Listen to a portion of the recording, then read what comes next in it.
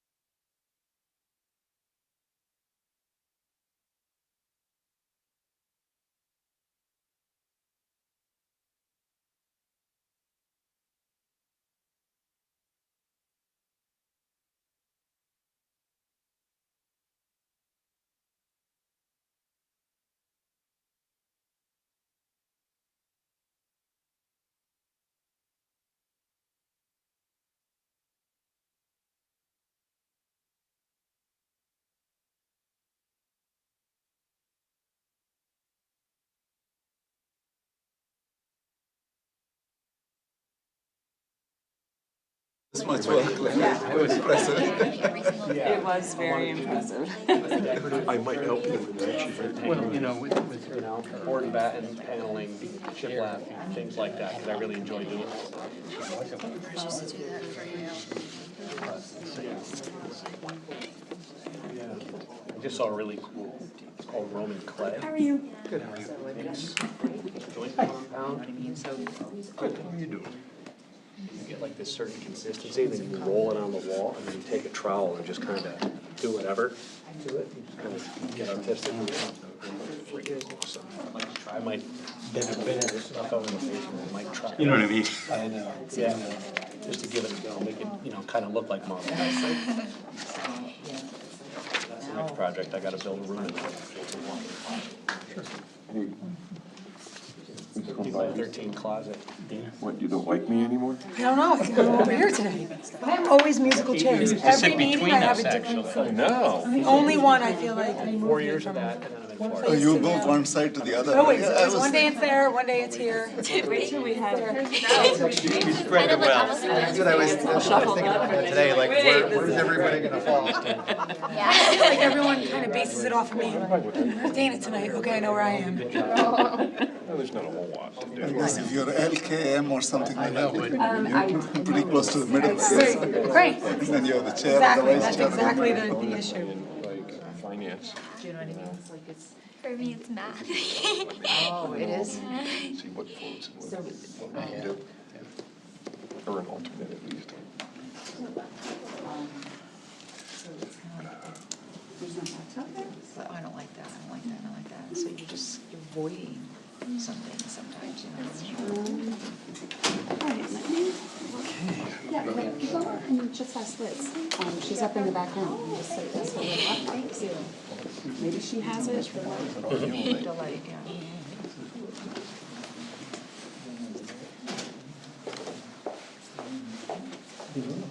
And there's one more.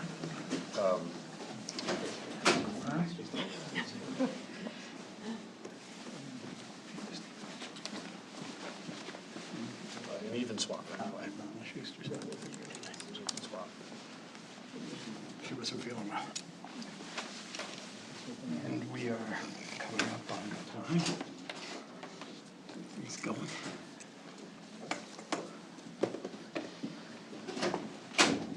Does she have it? That's what I thought. I just remembered that that's how I do. It seems you left us, please.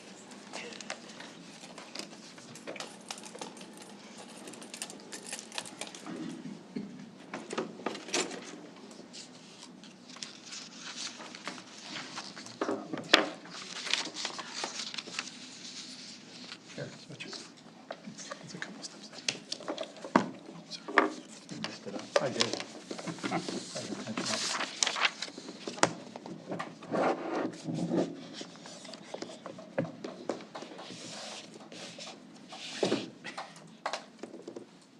There we go. Okay. I got it. We'll get it straight. I'm usually pretty good with those kinds of things. Good evening. The Amity Board of Education regular meeting for November 10th, 2025 is called to order, 6:30 p.m. Ask everyone to please silence their phones. I remind members, staff, and guests to respect the business nature of our meetings. Comments may only be made when recognized, and applause is appropriate only in recognition of an individual or group honor or special presentation. I thank you for your cooperation. Please stand for the pledge. I pledge allegiance to the flag of the United States of America and to the republic for which it stands, one nation, under God, indivisible, with liberty and justice for all. Okay, before we move on to the approval of the minutes, I have an item for the board's action. This is a request to add an additional item to the budget, or to the agenda, excuse me. It's a new vehicle. It would be added under Finance A2. So that's a new vehicle under Finance at AII, I guess it is. The reason this was not on the agenda is because we didn't have the information. It came in late after the agenda was published. But we have talked and discussed the issue. It involves a purchase of a truck, which we've talked about before. So with that, can I have a show of hands? So anybody favor, everyone who's in favor, please raise your hands. Abstentions? Objections? No objections, okay. Do we need a motion with a second? You made the motion. I made the Do motion. we need a I second? don't think we need a second to add an agenda item. Okay. Okay, we move on to number 3, approval of the minutes, Board of Education regular meeting, October 27th. We have a motion to approve the minutes. Make a motion. Pat? I'll second it. Dana, thank you. Any changes, questions, concerns? If not, we call the roll, please. Ms. Bradley? Yes. Ms. Eichler? Yes. Mr. Hartshorn? Yes. Dr. Kronikron? Yes. Ms. Lombardi? Yes. Mr. Reed? Yes. Mr. Davis? Yes. Mr. McDonough? Yes. Ms. Schlenk? Abstain. All right, the next item on the agenda is public comment. This time, the board would like to invite members of the public up to the lectern for public comment. please state your full name and address. If you are a student or under 18 years of age, please state only your first name. Each speaker will be allowed up to 3 minutes for public comment, with a maximum of 20 minutes per meeting allocated for any one item. Speakers are reminded that presentations are to be made in a respectful manner. Personal issues related to students or staff are not permitted, and derogatory language which maligns the character of staff members, board members, and other members of the public is unacceptable and not in keeping with board policy core values. Please note that as a matter of board policy, the board does not respond to public comments or questions immediately, but may discuss the subject and respond if appropriate at a future time. If there's anyone here for public comment, please step up to the lectern.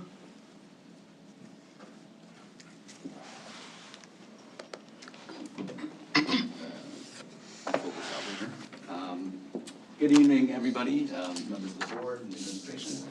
A few quick things. For the record, Yes. state your name, please. Oh, right, yes, of course, sorry. Robert Lynn, 956 Corn Cob Lane in Orange.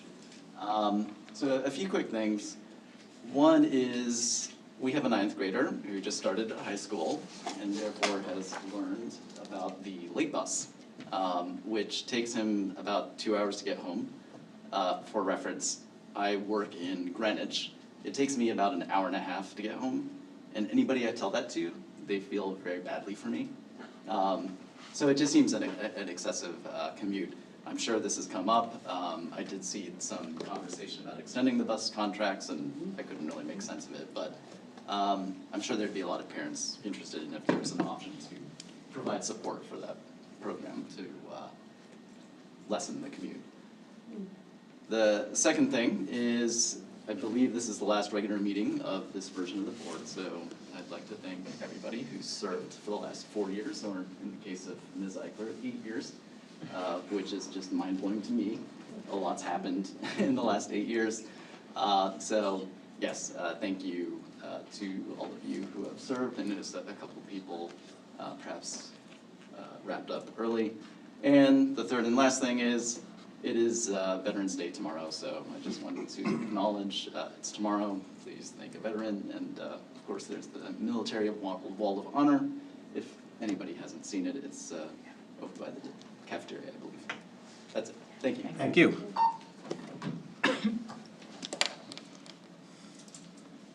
Is there anyone else who would like to get up and speak a public comment?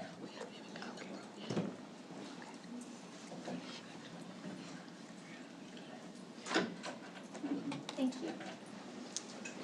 Hi, I'm Jenny Turner from Bethany, and I just wanted to real quick say, since this is the calendar meeting, I understand, it has been such a pleasure having kids who are stressed out of their minds and exhausted and catching colds and so on. Having the calendar this fall with so many one-day breaks throughout it just gave the kids time to breathe and sleep and catch up on all the homework they forgot to turn in, and it's been really great. And I hope very much that you keep these holidays that you've added, and perhaps do add in the Chinese New Year instead, or in addition. And thank you. And as Rob said, thanks very much for everyone who served. I know it takes a lot of your time and a lot of meetings. Thank you. Thank you. Anyone else?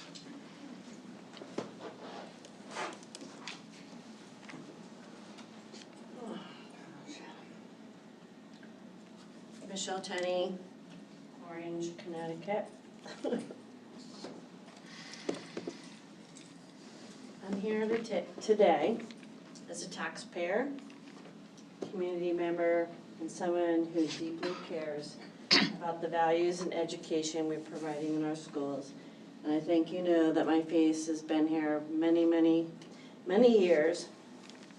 Although my son has graduated, I'm still pursuing the proper,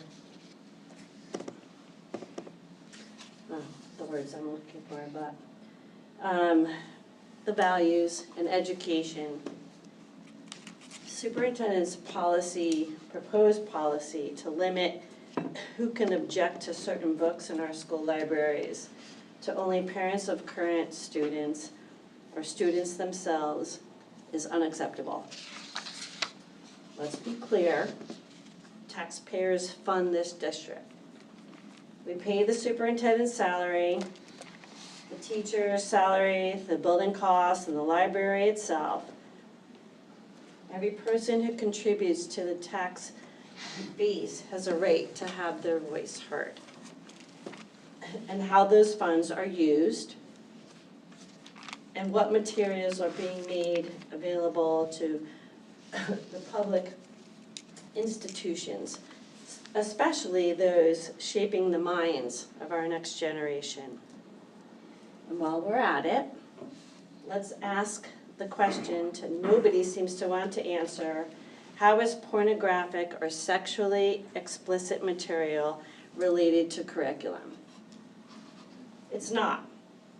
There's absolutely no educational value in exposing minors to adult content under the guise of literature. Calling out those materials is not censorship, it's protecting our children and maintaining basic decency in a taxpayer-funded school system. This policy that's been suggested to you would silence a large portion of our community. Grandparents, retired educators, residents without children in the schools, people who have invested decades into this town and committed to pay for the education system throughout all of their taxes. Excluding them is not transparency, it's control. Our school libraries belong to the public, not just a select group. The minute we restrict who can speak, we've lost accountability. This is not about banning books. It's about ensuring age-appropriate materials and preserving public oversight.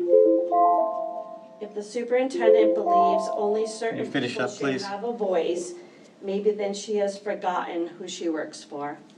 She works for all taxpayers, not just a small subset of them. Thank you.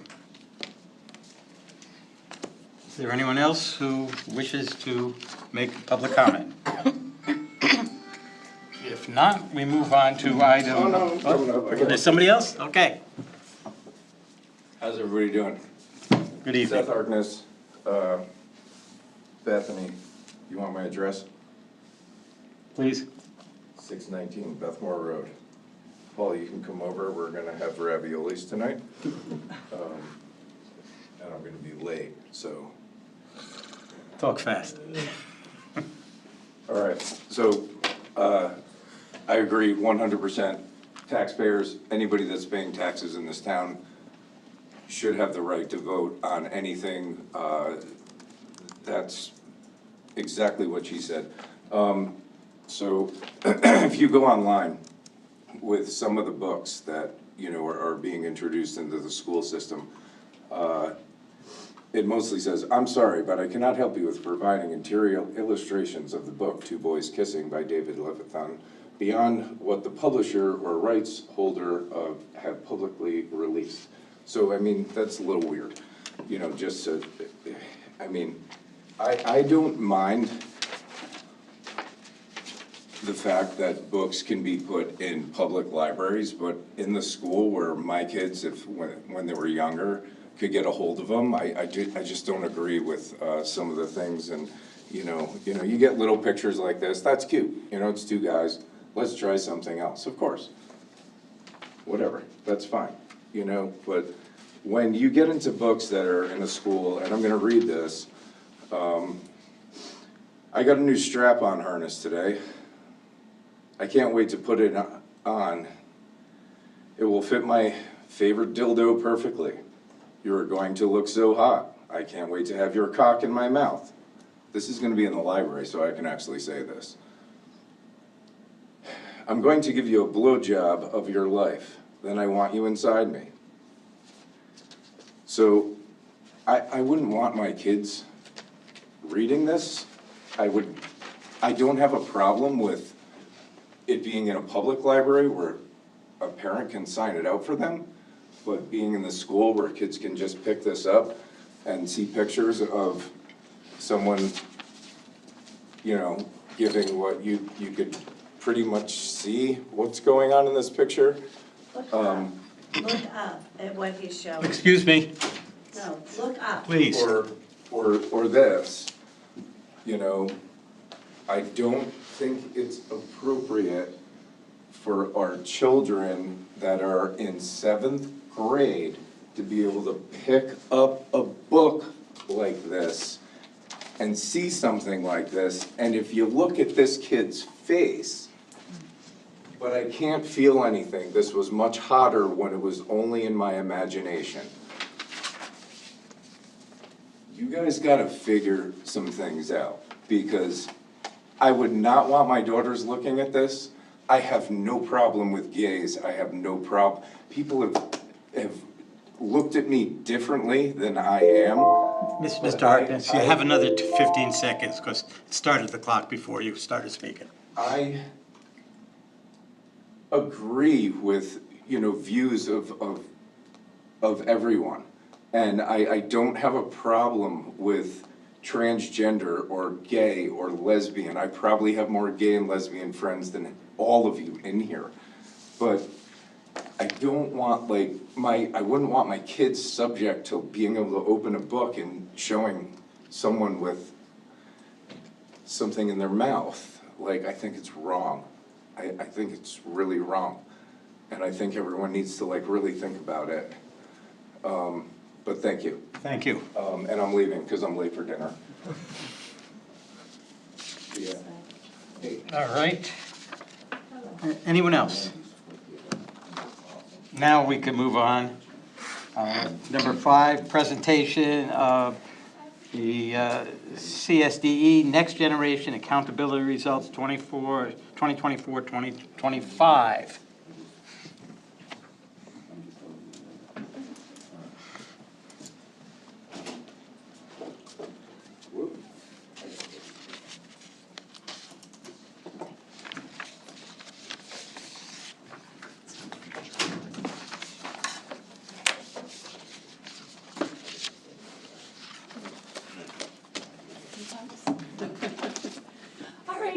Good evening, everybody. So every year, sort of around this time, I present about our next generation accountability results.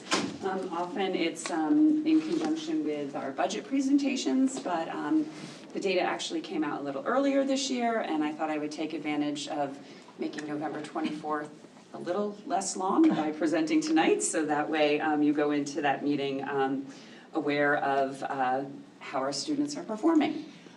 It's connected to our bylaw 9132.6. That part of my budget presentation is a review of accomplishments and then also objectives for the subsequent school year.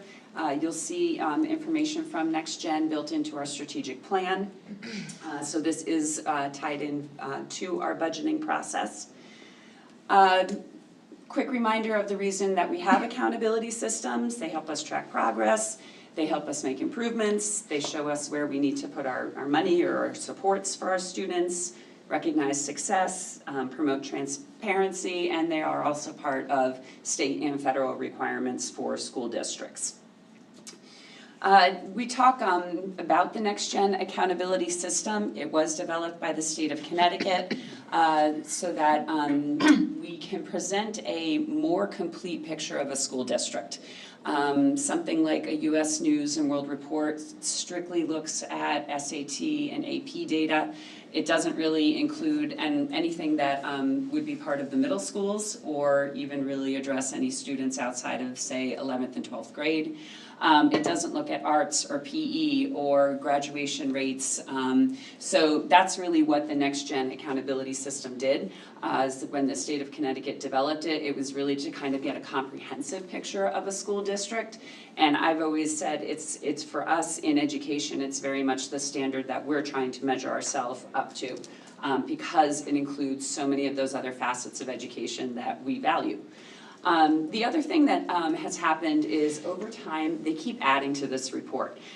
So there's like a whole section 2, and I think we're up to like 2F or 2G at this point, because they just keep adding more data points as more data points become available. So it's really kind of expanded over the course of time, and it does provide accountability for more people than just the math and English teachers. Again, back when sort of all of this tracking of data started, it was really centered on Connecticut mastery tests, and those were English and math based, and those were the only people who really ever had to worry about how kids were performing. So the idea behind this is to provide more accountability to all of our staff in the areas that they teach. So there are 12 indicators, and I won't go into a whole bunch of detail about this, but there's definitely indicators connected to academic performance, to absentee rates, to how well we're preparing kids for post-college and career.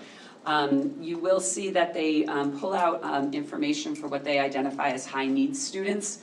High-needs students are just put into one larger category, but they include students who are identified for special education services, multi-language learners, and then also students who qualify for free and reduced lunch and would be considered lower socioeconomic. So all of those are bunched into a category called high needs. The indicators also include graduation, both sort of how many kids are on track as ninth graders, as well as how many students actually graduate, post-secondary entrance, physical fitness, and then also art access.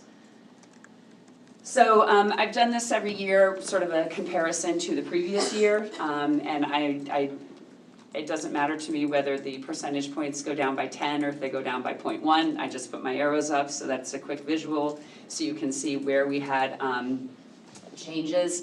I am pleased that our math performance for all students showed an increase, as did our science performance, and we'll talk about that and how we got there later. You will see a lot of decreases in the growth area, so that's kind of measuring how kids progressed from one year to the next. It actually uses data from the prior school year. The English proficiency, 2E and 2F, those were brand new to us last year. So that was the first time that they measured indicators for multi-language learners. And so we're just kind of trying to wade into the water in terms of that performance. Chronic absenteeism has continued to show improvements. We've been working on that for a couple of years. A couple places where we sort of flatlined because we were already at the top. Can't get much higher than 100 on this report, so we just kind of maintained status quo. We have more students who are passing the exams for college and career readiness, and our 6-year graduation cohort went up. We have great participation rate for our physical fitness. 93.4 is really pretty high. Decreases in performance in the arts access, which Dr. Perry Carlson and I have to sort of look into, because that doesn't compute with us and make sense to us in terms of we offer arts to all of our students. So we're just trying to figure out how that number came about. And then overall, a 0.8% drop in the total accountability score. When we look at the DIRG data, you can see, and I put this graph up many times, for the most part, DIRG B schools kind of all cluster between 82 and 80% in terms of meeting accountability. And when I say cluster, that is a very big chunk of schools that generate about the same accountability results. It is sort of interesting to me that all the gray bars are all K through 12 districts. So they have data in grades 3 through 6 that we don't have in our data set. Bethany, Orange, and Woodbridge, which are the yellow bars on this graph, are all strictly looking at the 3 to 6 data, so they don't have the information like on graduation cohorts or arts access or college career readiness, because they don't do that. I would gather, I mean, you can basically tell if you sort of put us all together, like, and we were K to 6, we would group right out where all the other DIRG B schools kind of end up performing.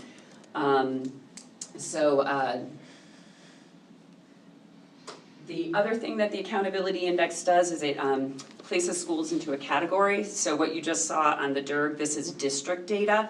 But it actually will then break it down, and each school gets an accountability index, and based on that accountability index, they're put into categories. Category 1 being the highest performing, on down to categories 4 and 5. Those particular schools actually have intervention from the state to make improvements in terms of how their students are performing. The other odd thing is, and this is where that high needs group comes into play, is that if there is a achievement gap between high needs and non-high needs kids. In other words, if the non-high needs kids perform significantly better than those students who are special education, multi-language learners, or free and reduced, they will automatically drop you down one category. The same is true if there is a significant difference in the graduation rate between high needs and non-high needs. And then it is also true if you have less than 95% of our students participating in all of the state assessments. So that has an impact on the school categorization. So if we look, we did not have any of our schools with less than 95% participation on the assessments, due in large part to Jill LaPlante, who I think literally chased children through the hallways to have them participate in the tests. Also due in a large part to Mr. Brandt and his staff, who really helped parents understand the importance of taking those assessments. We did not have any achievement gaps at the middle schools, but we did have an achievement gap at the high school, and I will show you sort of where that was. And we didn't have graduation gaps. So our schools were all placed into category 2, but because of that achievement gap at the high school, they actually dropped from category 1 to category 2. So they really were among the highest performing schools in the state, other than that achievement gap. So again, kind of a comparison, because I think this is good news from last year. Bethany Middle School was a category 3 and they moved to a 2. Orange stayed at that 2 level, and last year the high school was a category 3. They moved up to a 2 and would have been in category 1 if we didn't have that gap. So what does this mean for us? The good news is that Dr. Perry Carlson and I, along with the administrative team and input from the teachers, we've really been working on trying to make improvements in these areas, sort of long-term plan. So we always want to continue supporting the places where we're strong, making sure our kids do have the arts access, making sure they do have those opportunities for college and career readiness, and taking AP classes and dual enrollment courses. We're doing a lot of work to strengthen our vertical alignment with the Bethany, Orange, and Woodbridge school districts. We have been, as you well know, doing a lot of curriculum revisions. Algebra 1 is before you this evening, and it's the start of our math curriculum revision work. So that's going to be critical and important and really ties into that vertical articulation with the elementary districts.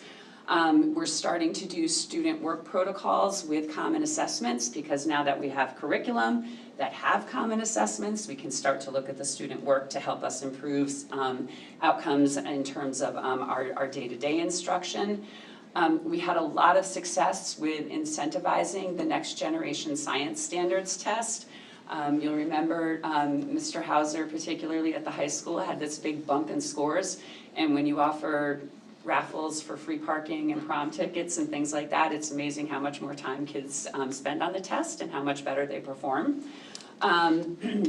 We will present to you a potential new middle school schedule, which will have many more opportunities for intervention as part of the school day for our students to help those kids who are struggling.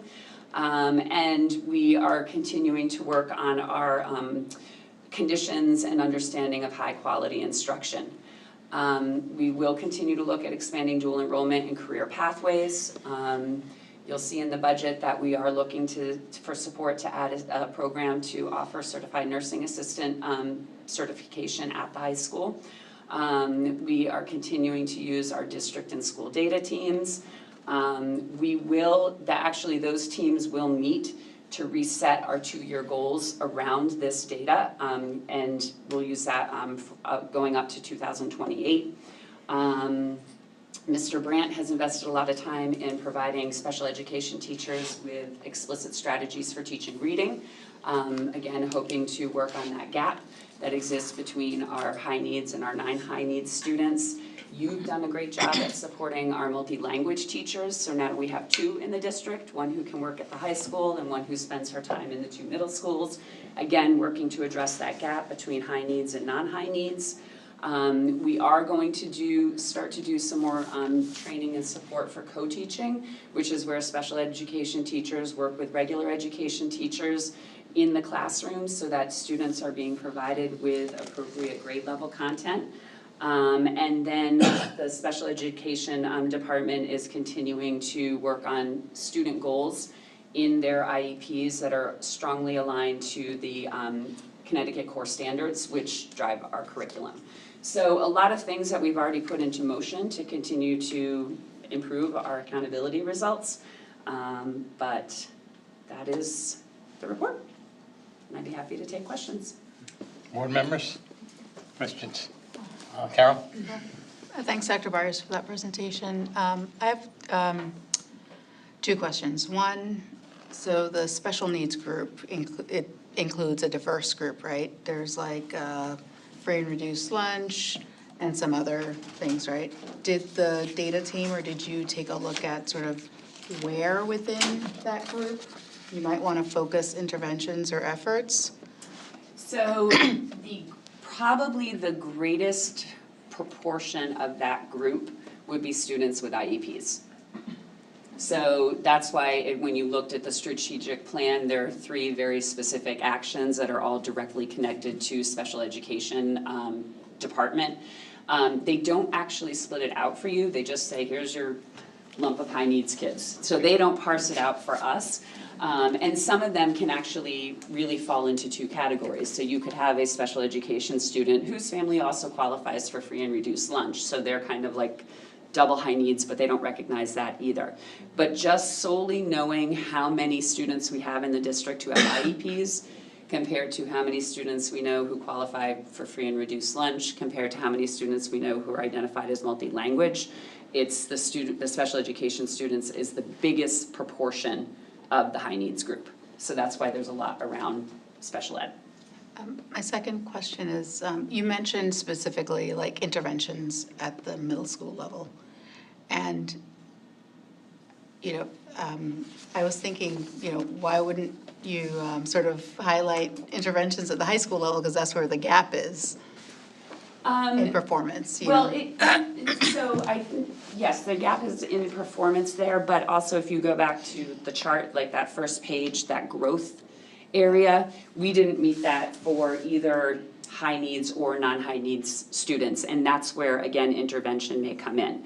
I mention it solely because we are also, simultaneous to everything we're doing, we are going to present an opportunity for a revised middle school schedule. And when we do that, one of the benefits of this new schedule we're considering is we have a lot more opportunities to provide intervention without pulling kids out from other classes. So it's just kind of, it's going to be a highlight of that new schedule that we propose. At the high school, again, because of your work, we have interventionists who now kids, remember, are scheduled, it's part of their classes and like they're scheduled that they go to, and there's attendance and things like that. So we've made good progress there, but it's really connected to this revision of the middle school schedule. Thank you. Yep. Other questions? Anyone else? Dana? When you talk about interventions and pulling kids out, and how does that relate to the unleveling and with more diverse levels in each classroom? So are you in a different way? So are you pulling kids out that already have IEPs and need help? Or is there, because of the unleveling and there's kids with different levels, is that become an issue where the kids need to be pulled out because they're not able to maintain? No, these would have been students who were already identified as needing support and would have received it regardless of whether they were in a leveled class or an unleveled class. Does that make? It does, Okay. and then the teachers that are coming in to co-teach, what is their purpose in being in there other than, Is it for kids that need additional help that aren't being pulled out, or how is that? So ideally, one of the strongest models for providing support for students is to have the content still be grade level content and to use the skills of special education teachers to help those students access it. So if it does not actually benefit a student to be exposed to, let's say, English materials that are in sort of a fourth grade level, when they need to be, the state still expects them to do seventh grade work, even if they need support to do it. So co-teaching is really, it's a strategy where the special education teacher can provide accommodations and modifications in the classroom so that the student is exposed to the grade level content that they're expected to be able to know and do. It's a different model than taking that kid and pulling them out into a special education setting where they're not necessarily getting the same type of instruction. And where that is going to be at the level where they're performing at, and it may not be the grade level content that they are expected to do. Kathy? So along that line, right, the same way you were talking about the co-teacher, right? The interventionists, are they in the classroom so they're aligned with how the teacher is teaching the curriculum and the curriculum that they're teaching? So a little bit of both, but very much aligned. Actually, ironically, all of our interventionists, so both the English at each middle school and now the math at each middle school, are serving as the content leaders for their respective departments. So they're very much aware and aligned with what is happening in the classrooms. Thank you. And they will push in, but they will also pull out as appropriate. Okay, thank you. You're welcome. But the interventionist program is still where, that's where the kids are scheduled to go? That's not selective, I need to go? Right. Okay. And Donna? So you presented the data, and then you presented strategies how you're approaching that data. And I'm just curious, compared to last year when we did this, are there anything, highlights in the way you're approaching it this time that's different from last year? I do think that the vertical articulation with 5th and 6th grade, Dr. Perry Carlson's really been doing a lot of work in that area, because I think as we rewrite the curriculum, we're realizing where some of our shortcomings are in not being a K through 12 district. And it's really helping us to strategize what we have to do. So that's a big piece of that.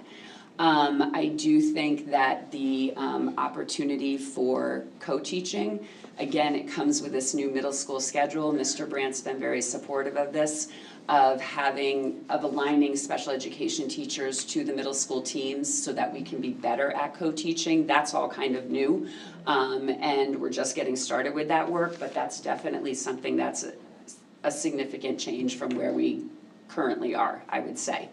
And then looking at the high quality instruction, again, that's a new topic that we're bringing up. But really, what does it mean to provide instruction that challenges kids to rise to the level that they're expected to perform when they take these assessments? So those are 3 highlights. Thank you. Thank you, Dr. Byers. You're welcome. Appreciate that. We're going to move on to number 6, the 3 A's, academic arts and athletics, and portrait of the graduate focused presentation, professional learning day, AI wisdom from students, and Dr. Perry Carlson and the AI Council. All right, good evening, everybody. While Dr. Byers is bringing up the presentation, we wanted to share with you last Tuesday, November 4th, our adult learners came together here at Amity, and our learning together was focused on artificial intelligence. It was a remarkable day, and I think one of the highlights was the entire day was designed by our AI Council. And Mr. Clark is here with us, and he's a member of the AI Council. And we thought it was a good opportunity to just take a step back and share with you what is the AI Council, what's their purpose, and what are their goals. And then we'll tell you a little bit about the actual November 4th professional learning. And also, we got to hear from our kids, which was the highlight of the day, I think, was really hearing from our students.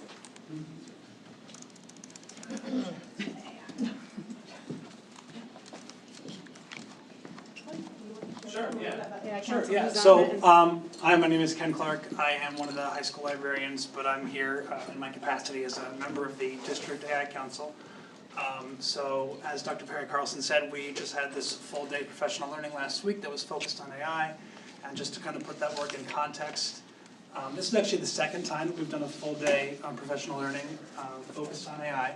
And both times it was planned and delivered by the AI Council, which is a district-wide group of educators that consists of myself and my colleague at the high school, the library media specialists at both middle schools, our director of technology, Mr. DeRosa, as well as our district technology coach.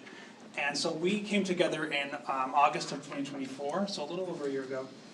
And our goal is really to facilitate the use of AI throughout the district and to do so in a really consistent way. We do already have a technology committee, a district technology committee, but that committee has a lot of work to do, a lot on their plates. And with the way that AI evolves so rapidly, we wanted to have a group that would be able to meet a little bit more frequently and a group that would really be able to just focus in on the unique issues that arise when you're talking about AI. So we kind of set a 3-year goal for ourselves. Last year, our goal was to teach the teachers. We figured that before kind of rolling things out to students, it would be important that teachers know, how to navigate some of these, the new AI landscape with students. So to that end, members of the AI Council attended a wide variety of conferences and workshops last year to kind of learn as much as we could possibly learn. Sometimes people call us the resident experts, which is a term that I'm not super comfortable with because I don't feel like an expert. There's always a lot more to learn. Can I brag about something for a Sure, minute? absolutely. I'm gonna brag because I know Mr. Clark isn't, but every time we go to one of these workshops within the state, I come back and I tell Dr. Byers, I say our team could be leading this work and facilitating the professional learning and the conference. The work that they do is really remarkable. And to say that we're kind of staying, afloat, I feel like we're kind of pulling ahead a little bit of everybody. And when I asked them, I said, is there any way in November we could focus on AI? They said, well, we did that last year. I said, maybe again, because I feel like we kind of can't keep up. Literally, they just, off you go. They designed, facilitated every single workshop. There was over 35 workshops that teachers got to select from. And it was just really a remarkable day. I'm going to put your slides up here. Sure, so yeah. we can. So this is just the membership on the council, the folks I mentioned before. These are our goals. As I said before, we want to implement a unified approach across buildings. We found, especially the library media specialists at all 3 buildings, found that we were kind of the people that folks would go to with questions. And it was a lot, and there was a lot to learn. And we wanted to make sure that we were kind of handling things in a consistent way throughout all 3 buildings, making sure that teachers were getting the same answers to the same questions, making sure they had access to the same resources in professional learning. And it also made it a little bit easier for us to be able to come together and kind of divide the work up, and also enabled us to do more. So we're very pleased that we were able to do that, and it's been pretty successful, I think, so far. So as I said before, we had that kind of 3-year goal, year 1 being teach the teachers, and so a lot of what you see on the screen here is what we found ourselves doing a lot, answering questions about academic integrity, answering questions about what is acceptable, what can I be doing in my classroom, what should I be doing, how can I do something more effectively, and then how can I use it to restructure my lessons, to embed AI, which is really something we're trying to focus on a little bit more this year. So in our year 2, our goal shifts from teaching the teachers more to teaching the students, which is why we're talking more about embedding AI. And on that note, for this professional learning that we did last week, we really wanted to see kind of where are the students now, what do the students need, what do they know already, what do they want their teachers to know. And so what we did was we organized student panels of 6 students each in all 3 buildings. We recorded the panels. We asked all the students the same questions. They had the opportunities to respond or not to respond. We asked them to be as honest as they felt comfortable. And we recorded those, and we kind of stitched together clips from all 3 panels by theme. So we made 5 different videos that were organized by theme, and then we kind of used those to structure the professional learning day that we delivered last week. I believe Dr. Perry Carlson is going to show you or play for you some audio of some of those student tales. All right, and the students were asked, how do you use AI?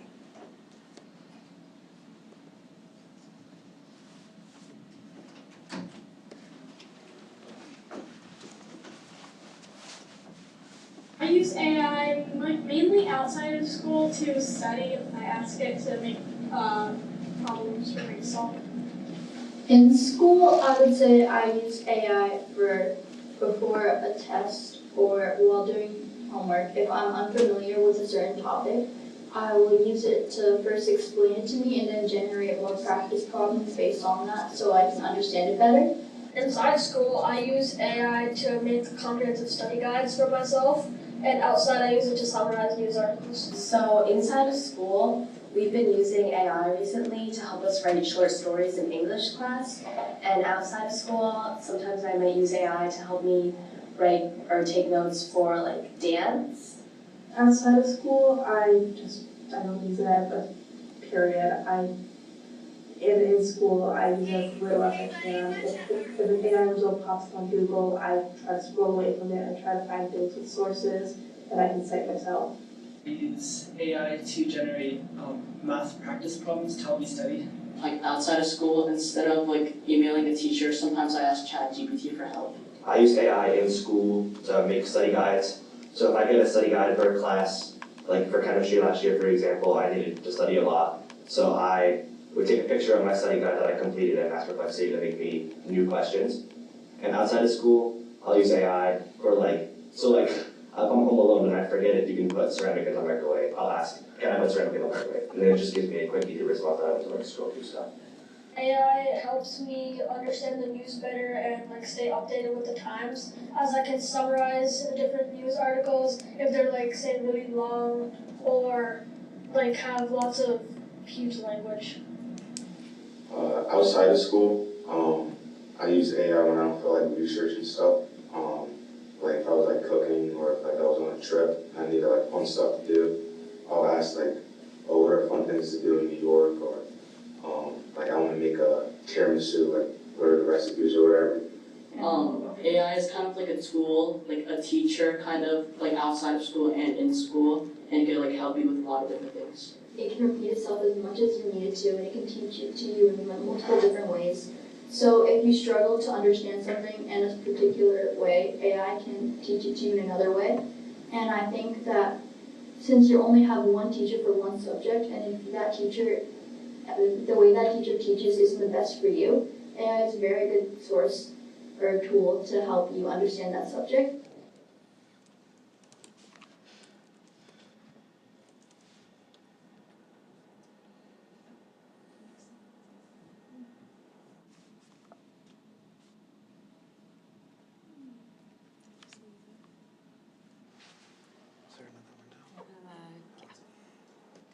And then the next prompt that the kids were given was, this is what I want my teachers to know. And mind you, this was, 250 staff in the gymnasium, because as Dr. Byers mentioned, and Ms. Loomis, we had no lights in the auditorium, so we brought everyone into the gym. And the teachers were able to see the kids' faces. So we're showing you the audio, but it was really wonderful. What I want my teachers to know about AI is that it's not all bad. Some other stuff can actually help you study and break down problems. I wish that my teachers can know that there is an effective way to use AI. It's not always going to be that the use of AI is cheating. It's sometimes going to be that the student is using AI to maybe grasp a idea or subject that they don't understand. I wish my teachers realized that AI, it has been used for really bad things, and that encouraging too much use of it could be really dangerous, especially in a setting such as a middle school where can be bullying or cyberbullying. Most people don't use AI as a tool to cheat. They just use it as a tool to extend their learning and get more resources. And I kind of wish teachers understood that if we're like on an AI browser, it doesn't always mean we're trying to tell it to do the work for us. Like sometimes we're just trying to get it to elaborate, especially when the teacher's already working with someone else. I do think that AI isn't going away. It's been very helpful, it's been very useful, it's been very efficient, even in a good way, not a weird way. In a classroom setting, if they're teaching how to use AI, they should also teach that some AI models can be biased. Obviously, most AI models aren't going to be biased as they're made by a human in the end, and these models are trained by a human, so they're going to have some bias. Kids are gonna like find ways to cheat. Like even if there wasn't AI, I'm pretty sure like the teachers when they was kids, there was kids cheating back then, you know, before there was AI. So I think if you find like something that kids are using to cheat, like AI, and teach them that like if you use it like this, and that, you know, it can help you instead of just cheating. You know, like sometimes I feel like kids will like cheat and not even realize they're cheating. And like if there's like a dedicated like course or like a something that the teachers can like teach us on how to use it properly, I think that would be very beneficial. AI is not always right, so teachers should know that if students like copy AI, they're probably gonna notice. Something I want teachers to know about AI is that most students really do value doing their own work because like most students really know that when it comes down to it, like a test or something, they're not gonna have their AI. So most students don't just get an assignment and immediately turn to AI. It's usually like the last thing that they turn to if they don't have time for assignment or they don't get it. But most of the time, students like try to do it on their own first.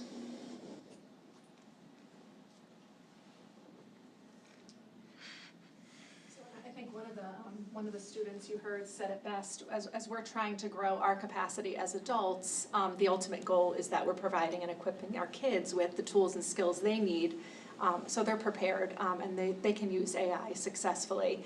I know Mr. Clark mentioned some of the workshops that were offered. These were a few of the workshops, and as I mentioned, there was over 35, and staff got to choose which workshop they wanted to attend.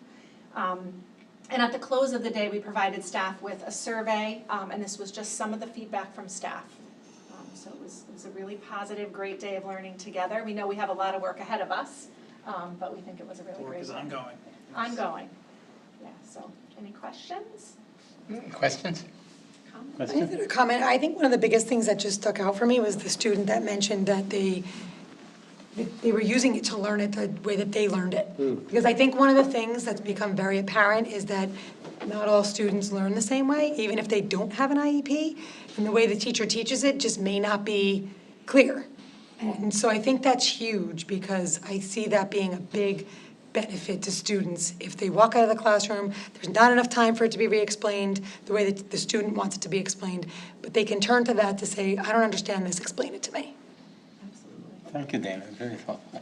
Yeah, just to echo the same thing, what did the one student say?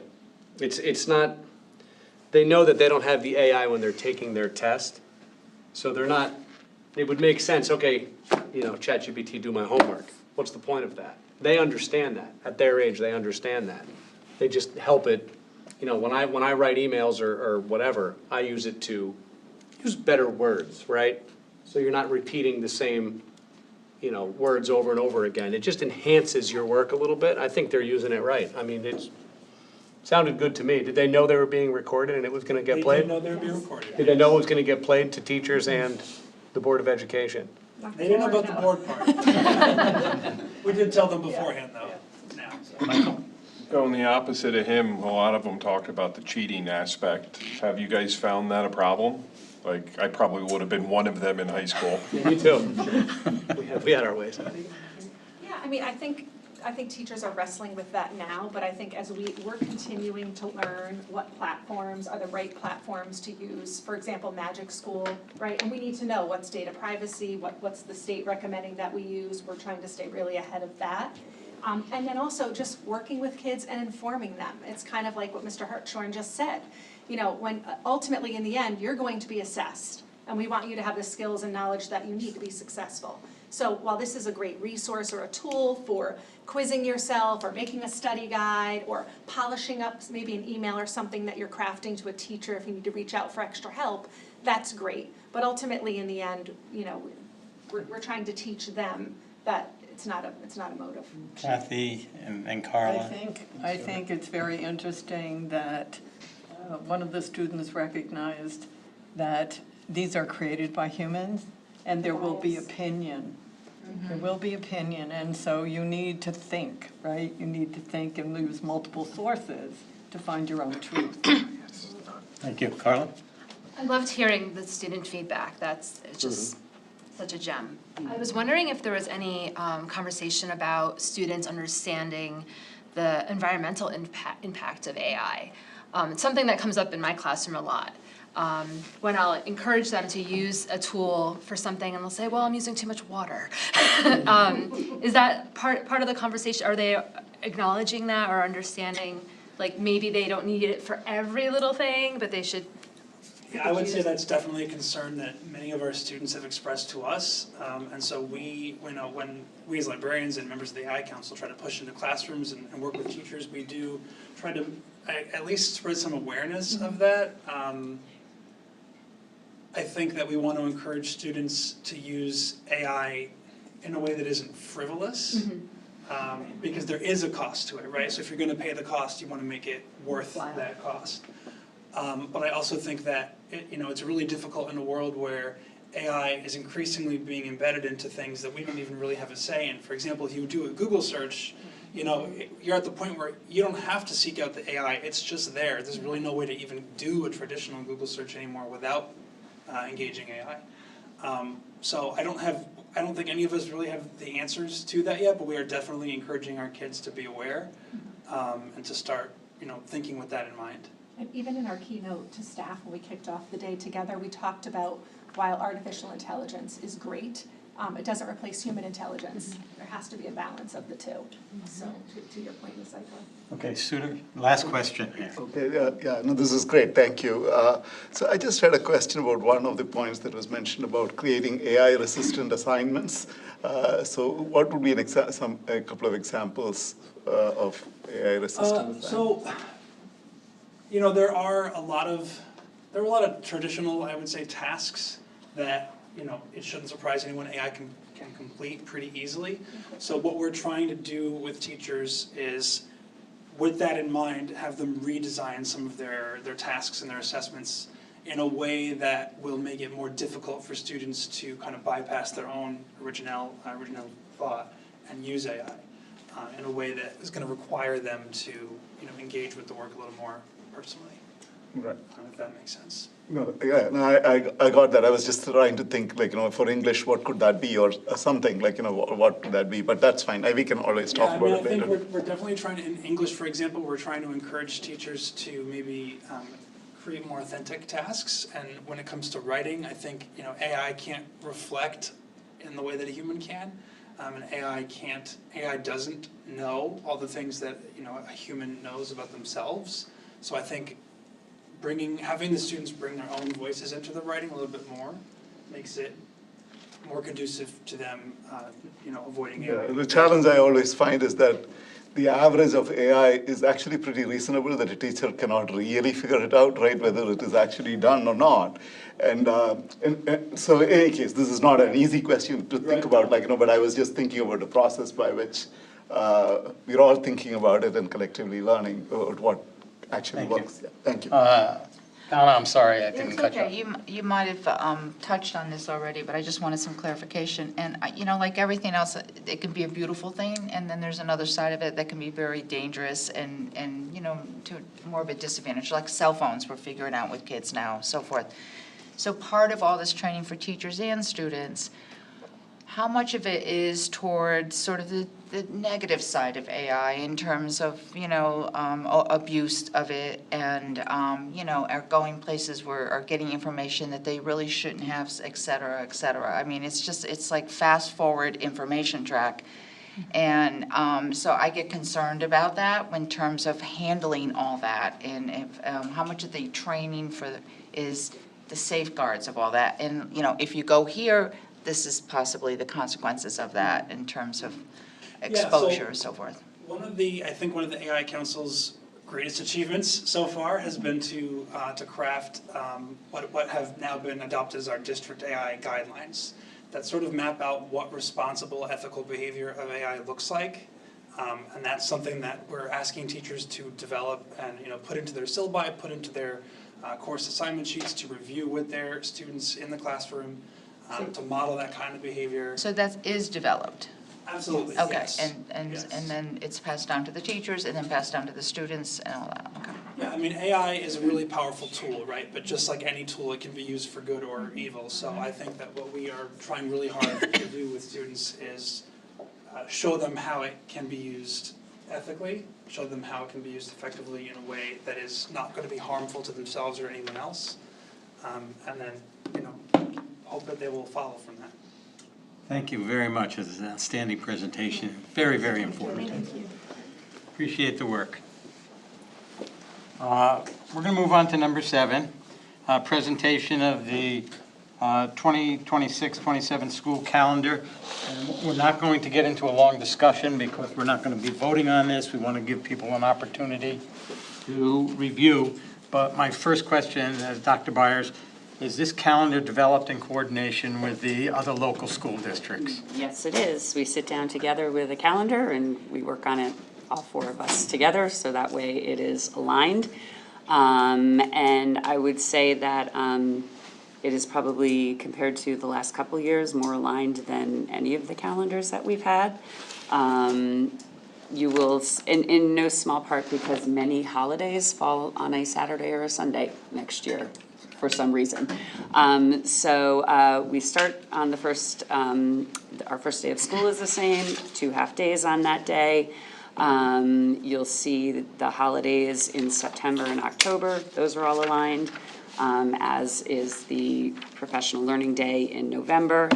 Thanksgiving is aligned, Christmas break is aligned, the Martin Luther King holiday is aligned.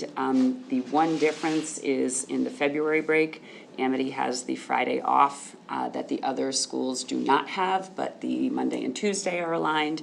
And that, you remember, was to help us have a more robust senior unpaid experiential learning program. We have the March 10th day is designated as the Eid holiday for Amity. It is the spring professional development day for the teachers in the 3 elementary districts. So they also don't have school that day. The Good Friday holiday is aligned, the April break is aligned, and the Memorial Day holiday is aligned. Okay. Is there any specific question that any board members have? Because if not, we can move on, and if you have questions that come up over the next month, you can get those to Dr. Byers. We will be voting on the calendar at the December meeting, I believe. That's correct. All right. Thank you on that. We move on to discussion and possible action on setting 2026 graduation date, June 11th, 2026. That is Friday in June, and it is not the last day of school for the school district. I believe the last day of school is the 14th. No, this is for this year. Okay. So for this year, it is the last day of school. Okay, I was looking at district, next and year's it is calendar, exactly. Yeah. So it's not a Friday. No, I think it's a Thursday? Sorry, Thursday. Yes. Okay. And it's the 181st day. No, it's a Tuesday. No, Tuesday? It's a Thursday. It says 26 here. So yes, it is. Yes, it's this spring's graduation date. Right, okay. So just to remind everyone, once we set this date, this is a firm date. If snow days occur, the school year is extended, but not for the seniors. We still will have graduation on this date. All right? We have a motion to have graduation on June 11th, 2026. I'll make the motion. Carla, Kathy, second. Okay, any further discussion?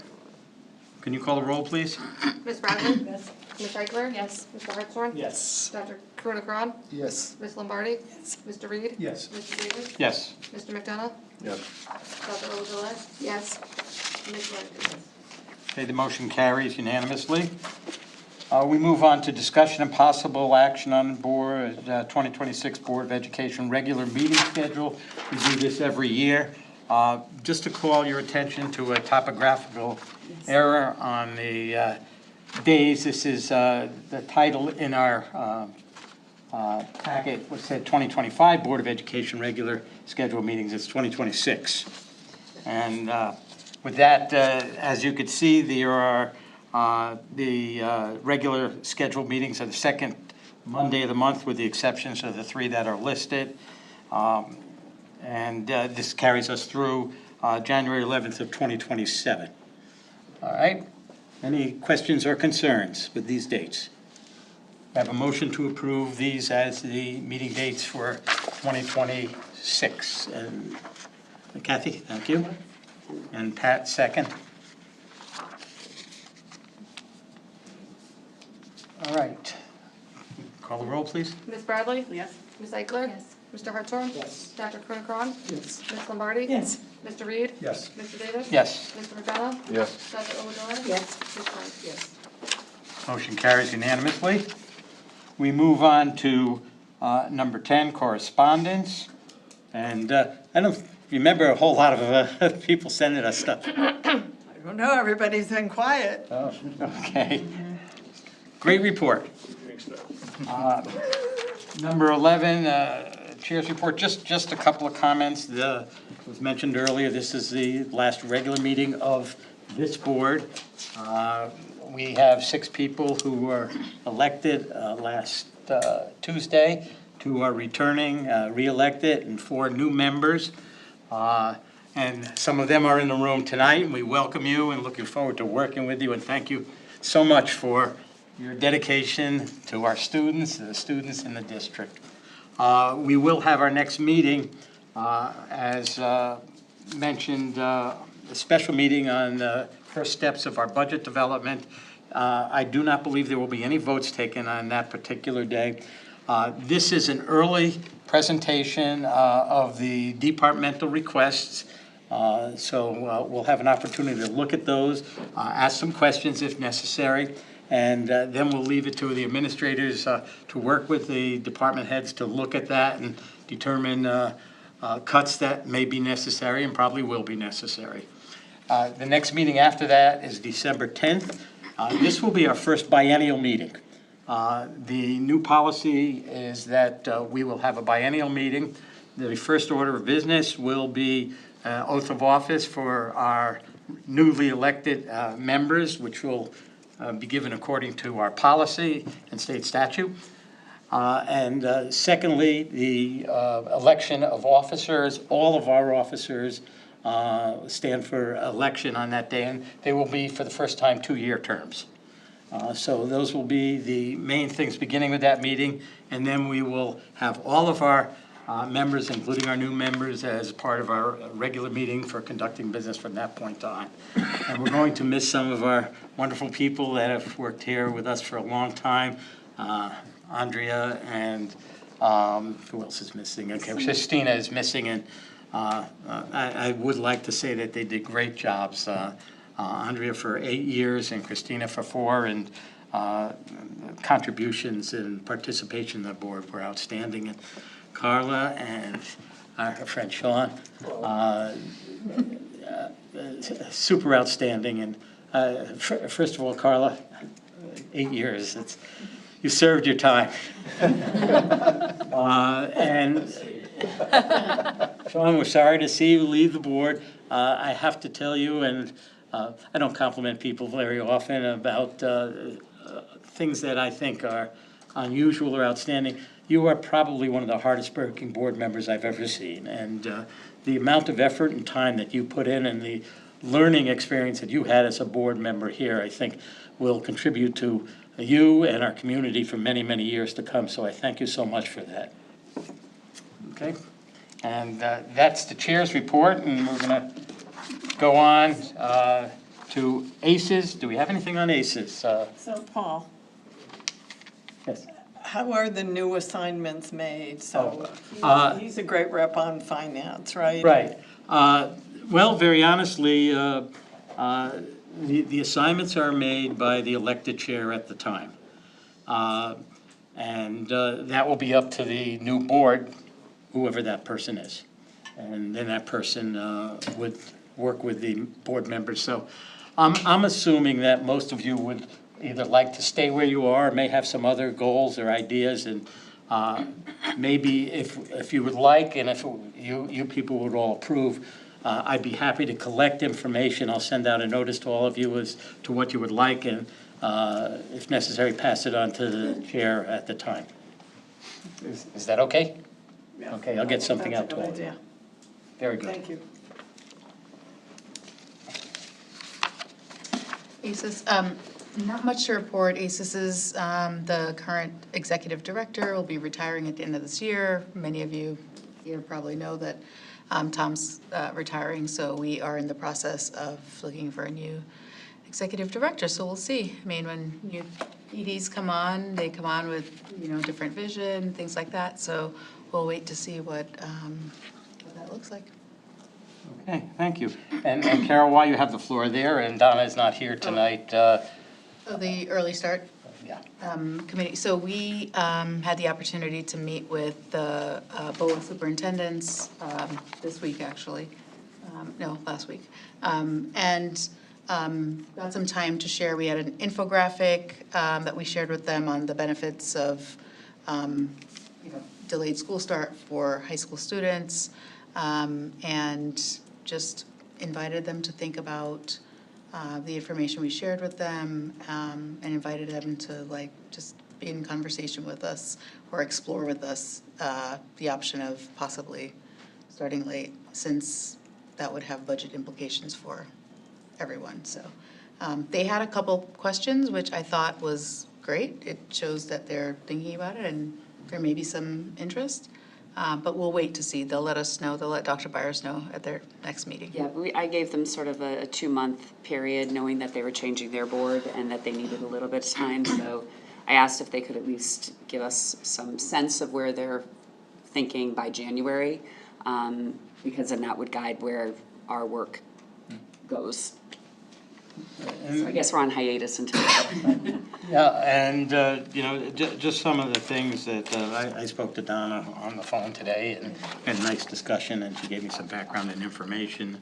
For our board members, medical evidence seems to point to the fact that our kids do need some more sleep, and particularly teens, adolescents would do well with the extra time, but there are so many other things that are involved in the process here, so it's a balancing act, and there are challenges, and that's why the committee is there, and appreciate you and Donna and all the other members who are working on the issue, and the superintendents.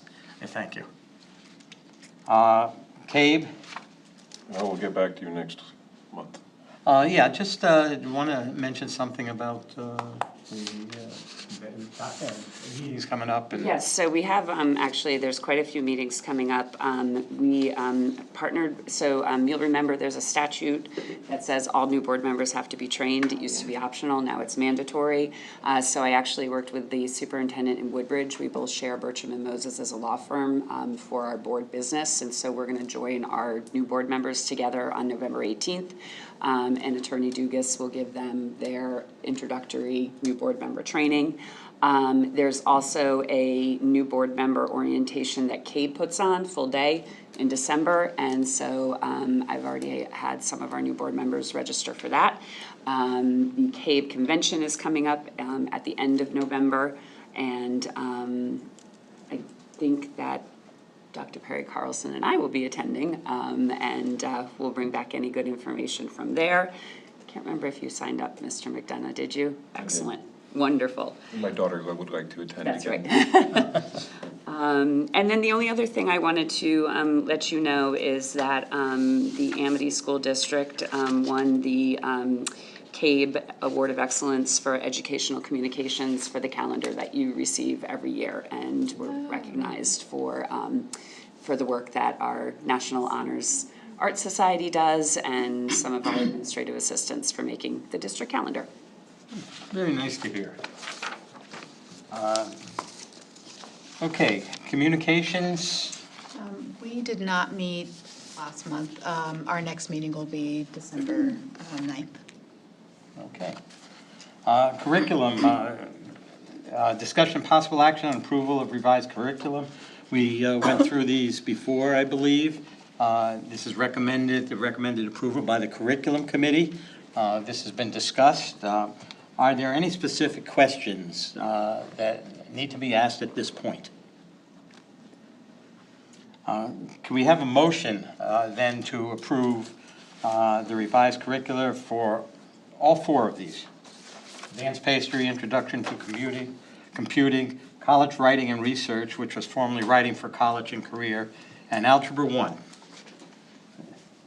Dana, a second? One second. Michael. Okay. Call the roll, please. Ms. Bradley? Yes. Ms. Eichler? Yes. Mr. Hartshorn? Yes. Dr. Krunakron? Yes. Ms. Lombardi? Yes. Mr. Reed? Yes. Mr. Davis? Yes. Mr. McDonough? Yes. Dr. Oladelay? Abstain. And Ms. Schlenk? Yes. Motion carries. District health and safety, I spoke to Donna today. I didn't have any information. I did discuss one thing with her, and this a concern that both she and I had is maybe to work on developing clearer standards for parents as to when their kids should or should not come to school during illness. Since COVID, we have parents who say, my child woke up and their nose was running, should they go to school? Or there seems to be much more concern about sending a child to school that's sick than there was before COVID. And that's something that maybe parents could use some guidance, because I don't think we've come back, our district may have come back better than many, but I still don't think we're where we were before COVID. We're not quite in the same attendance space that we were before COVID. That is correct. All right, so that's another one. District technology, page 8, it's our monthly report. Well, I just had a question. Oh, yes, Don, I'm sorry. So you made a good point, and is there something we're going to suggest, are we suggesting that there's some kind of like guidelines for parents that go out to parents in terms of that? Are we? Well, that's the question. Yes, Mr. Brandt, along with Dr. Germain and the school nurses, will work on that. We'll send that out as part of our weekly newsletter. As we get to flu season and things like that, right? I didn't know if it went anywhere. There's usually a nurse's corner in every weekly newsletter that our principals send out to our families, and usually that guidance is already in there. Oh. But if people don't read to the bottom, they don't see it, so we may bump it to the top or send something separate. I was going to say, sending something separate, especially this time of year, may be helpful and people pay attention to it. So yes, no, Mr. Brandt already heard and is on it. Thank you. Okay, technology, which is on page 8. Any questions?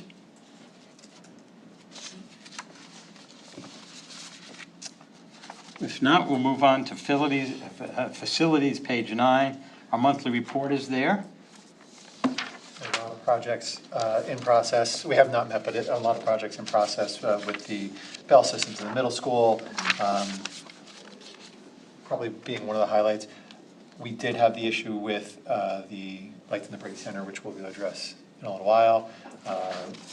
Also with a truck for the facilities department that we talked about last month.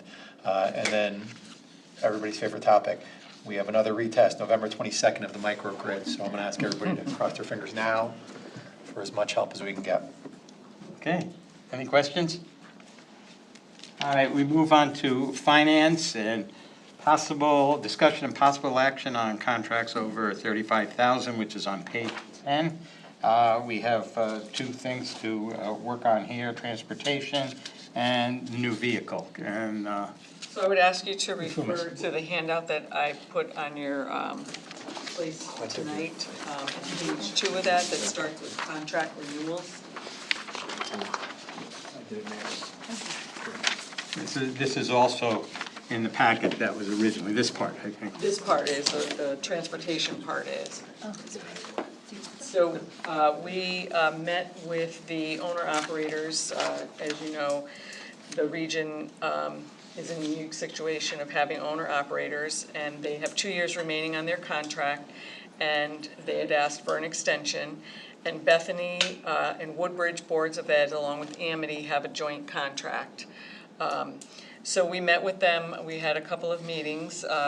We both reviewed data about what rates were across the state. We had data on 24 contracts, and for the 27-28 year, which is the first year of the extension, the average daily rate is $500.46. Amity's price, if approved, would be $445 and change. The lowest in that 24 is $357.91, and the highest is $802.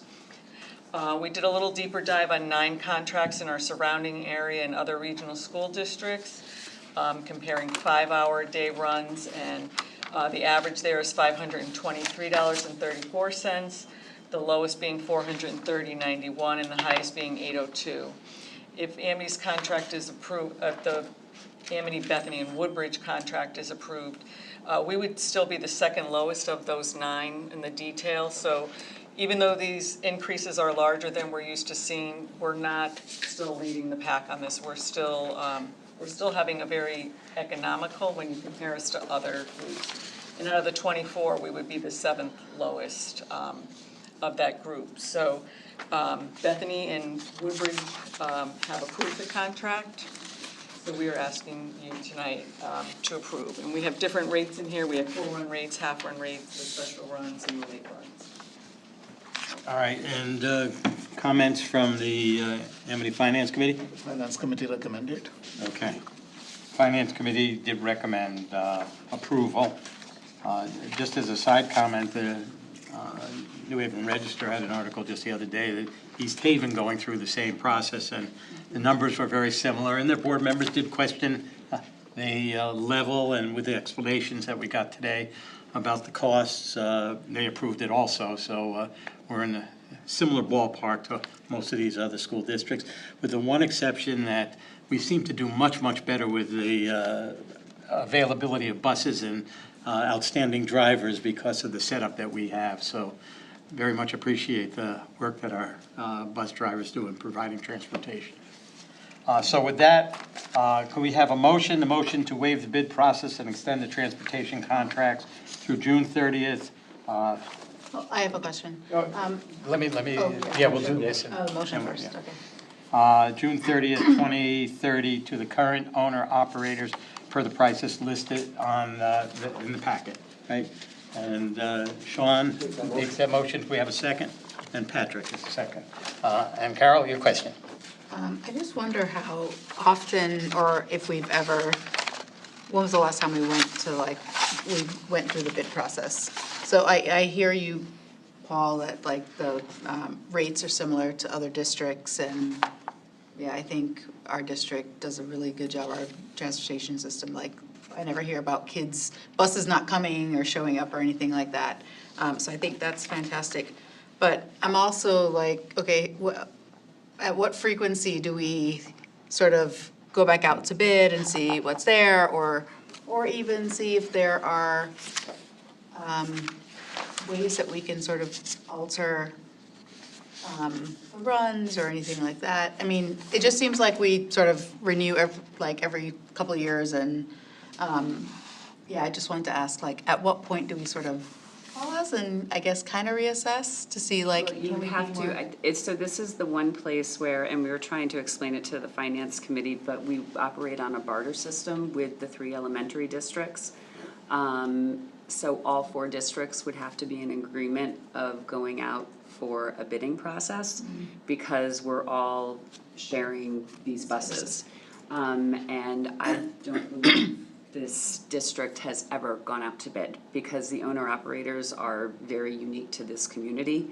So I believe that this system has been in place probably since school buses first started running for Bethany, Orange, and Woodbridge. About 70 years.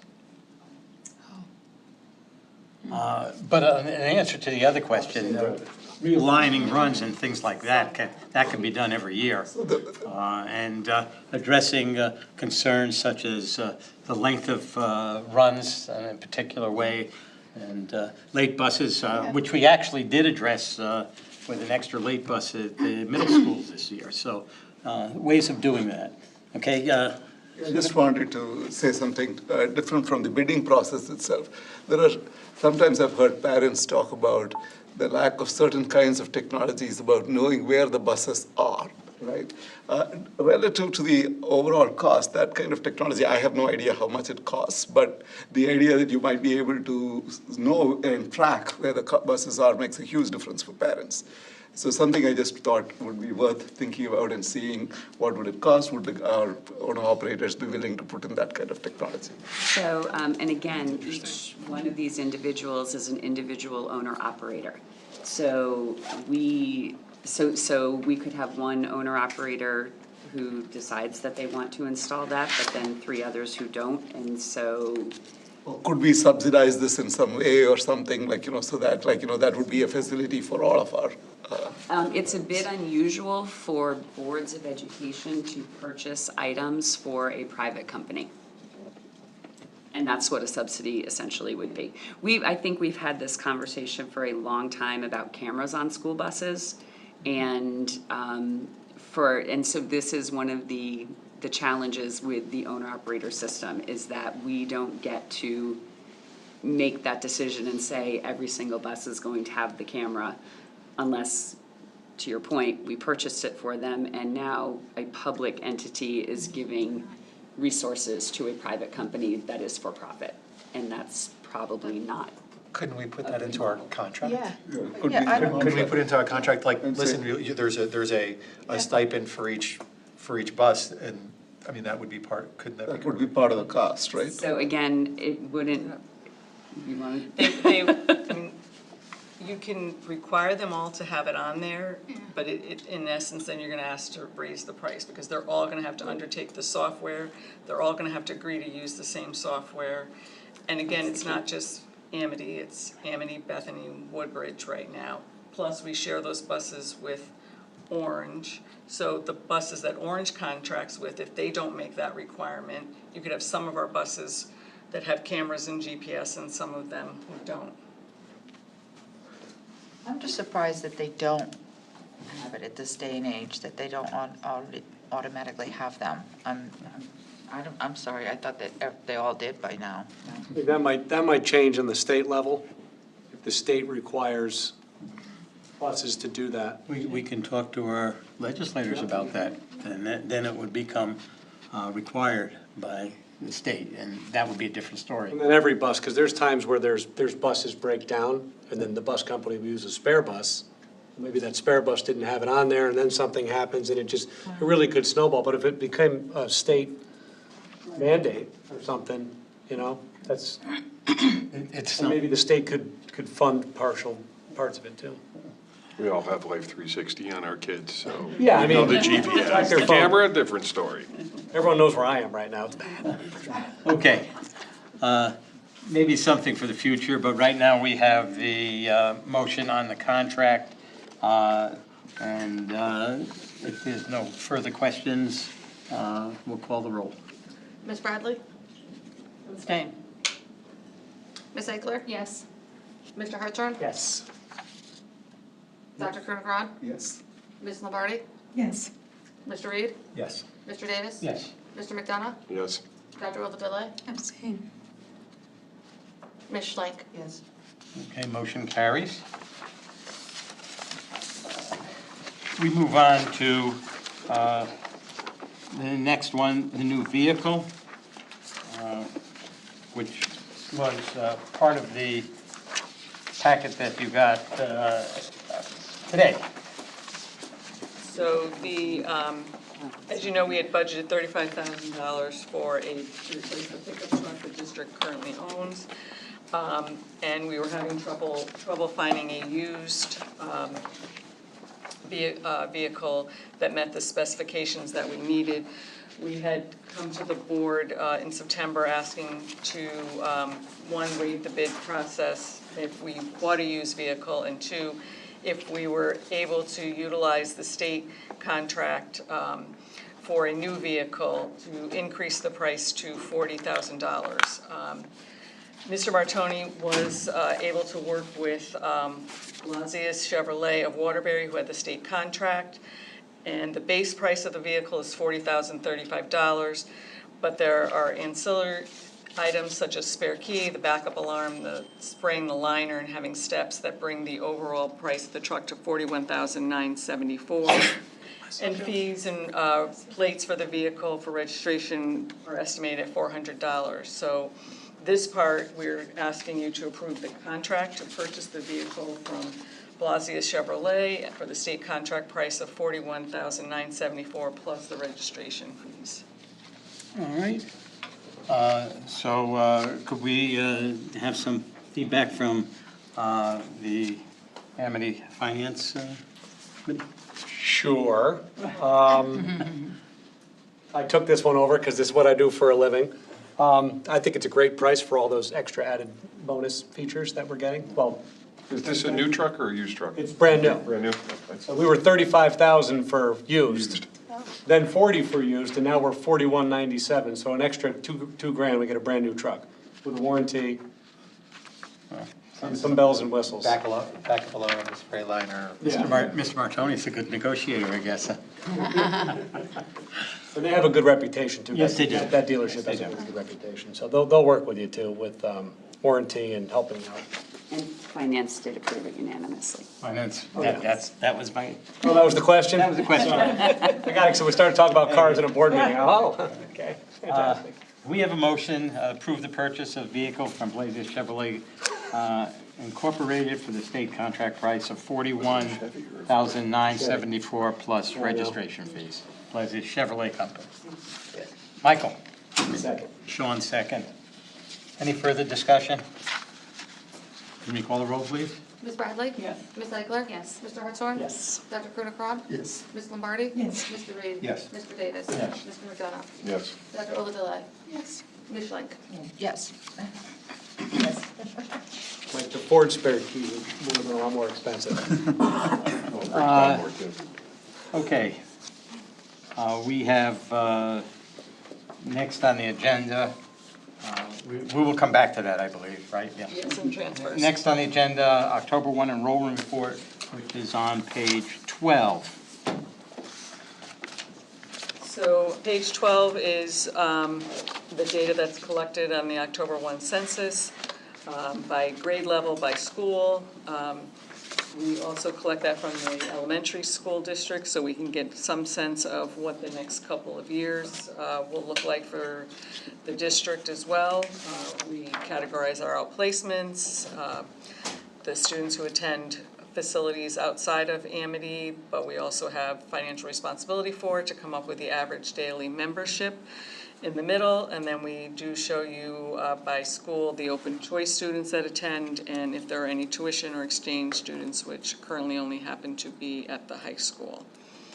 The memo that follows kind of tells you how things change. So overall, Bethany had a net increase of 4 students, Orange had a decrease of 19 students, and Woodbridge an increase of 1 student.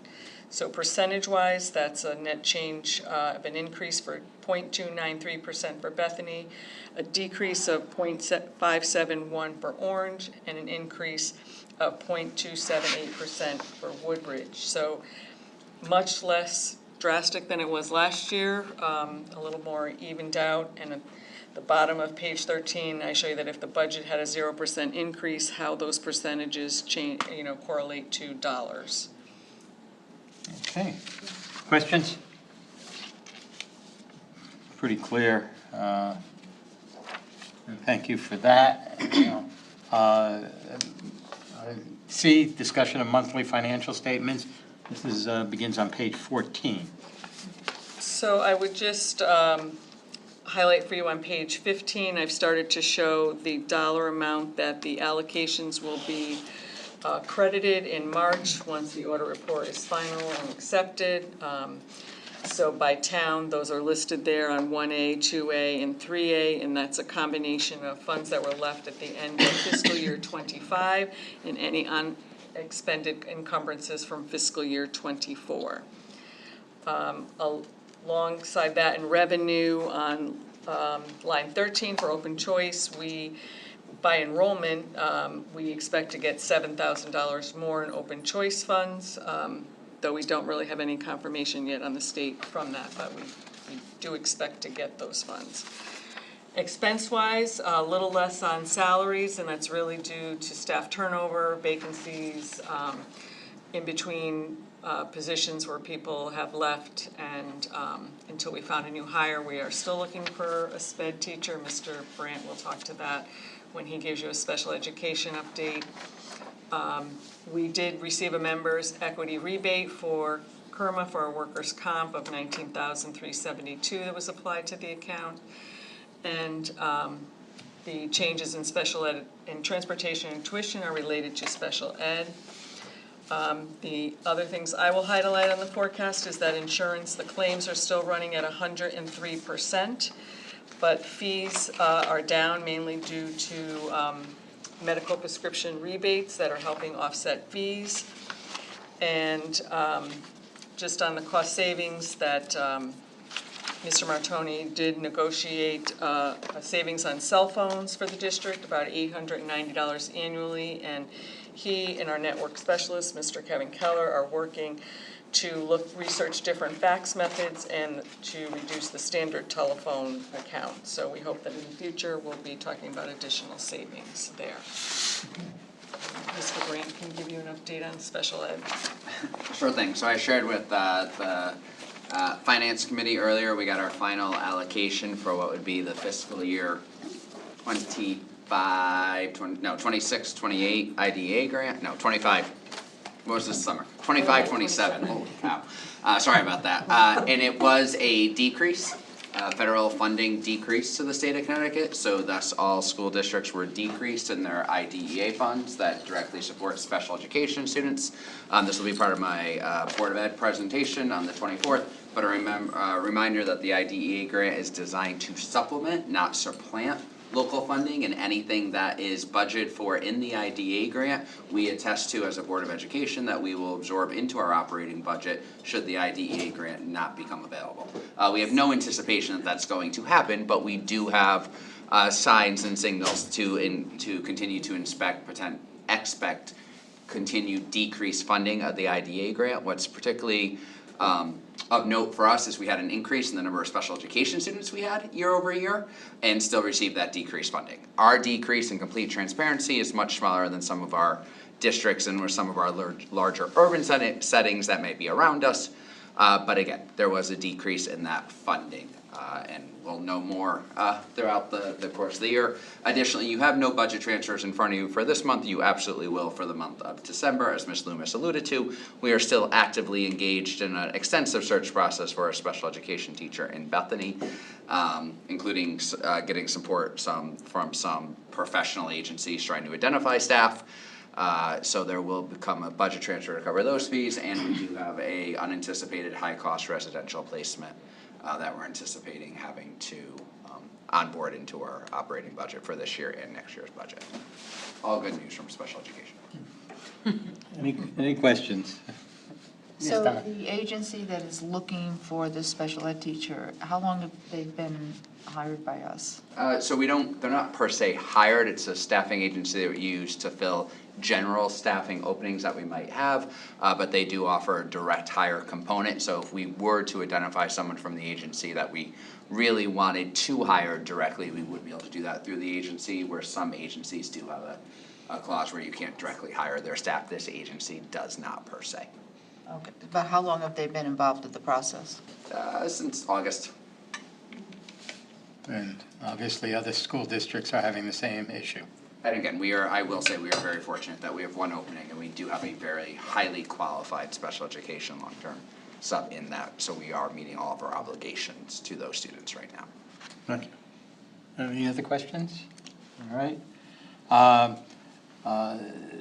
CI, Director of Finance, Administration, Improved Transfers under 3,000. They're all listed on page 45. And if you have any questions, we can talk about those. No, okay. The next item, discussion and possible action on budget transfers over 3,000. And we do have some actions that need to be taken here. Ms. Loomis? So I would refer you to the last page of the packet I handed out tonight that says dated November 5th, and Facilities Brady Center Lighting is the first transfer request. The module that controls the house dimming lighting rack and the Brady Center failed on November 4th, as we alluded to, as Dr. Perry Carlson was about to host all the educators in there and do a presentation. There were no lights that could be turned on, not even the emergency lights. The control module is about 30 years old. It was repaired as much as possible this past spring. We do have a loaner right now in there, so the lights are functioning. Our module was taken back. They are probably one of the last two in the state that exist. They work on a Windows 2000 system and a floppy disk operation. So we are looking to replace the control module and the lighting rack and have them be compatible with a long-term plan of replacing the lights in the auditorium with LED lights. But that's a bigger project that would be part of the bond package. But we realize the critical need to replace these two components in the immediate future. So what I'm asking for is a transfer from contingency up to the bid threshold. If we're trying to get a price quote and get any idea of what a new one costs. If it's under 20,000, we'll be able to move forward. If it's over 20, we'll either look to bid it, or we will go to a consortium bid or a state contract if one exists. However, if it fails in an emergency, we will have to do an emergency purchase, and we will bring that before the Finance and Board, as we usually do when that happens. So the request right now is for $19,999. That's from contingency to equipment replacement. And as inconvenient as it was for our professional development, we were incredibly fortunate that it failed on a day. There was no school for students, and the only people who were using the auditorium were the teachers, and we could easily shift to an empty gym. But I'll remind the board, we have the fall drama production coming up in a couple of weeks. We have many winter concerts that occur for both our chorus and our strings and our band. And of course, we have a spring musical coming up in a couple of months.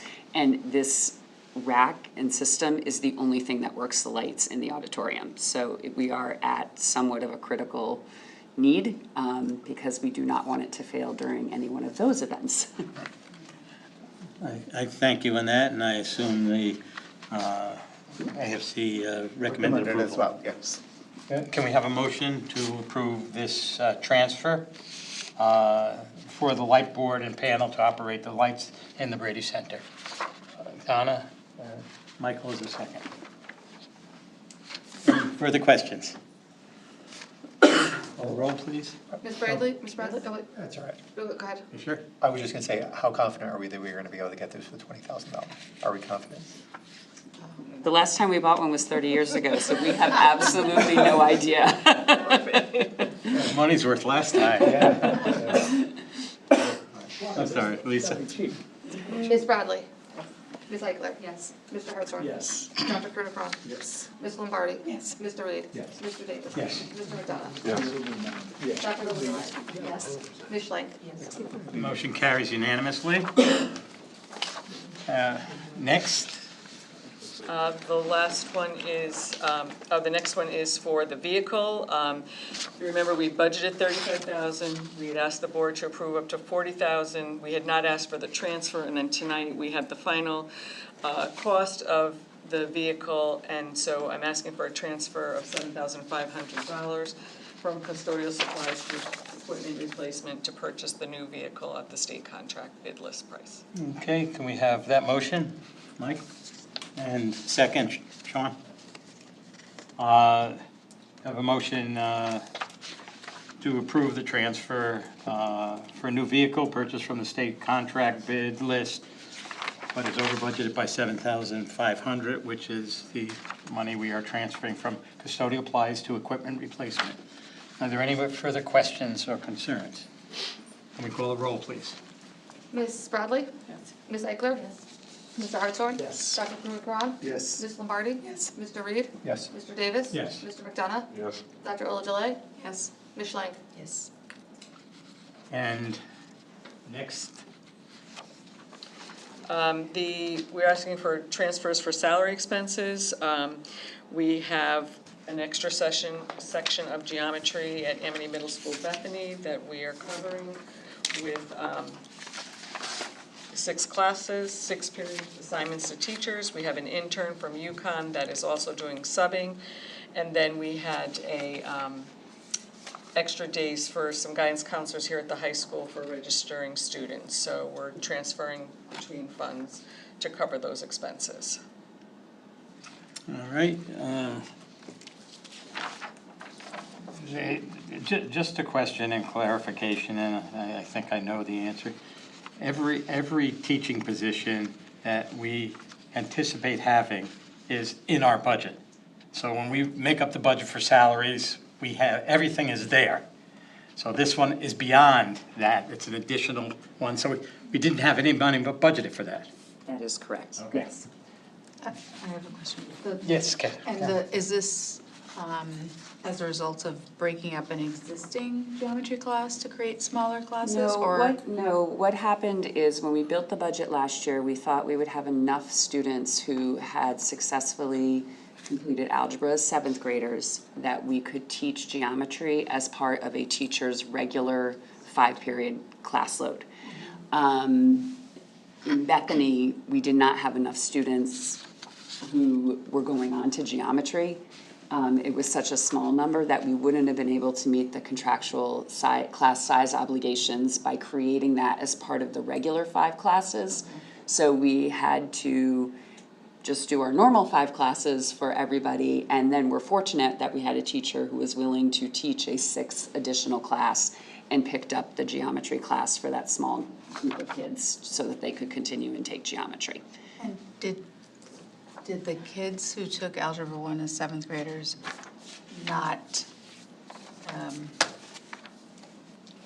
like they didn't do well enough to go on to geometry? I'm just thinking like if you, okay, Yes. okay, thank you. So- Yeah.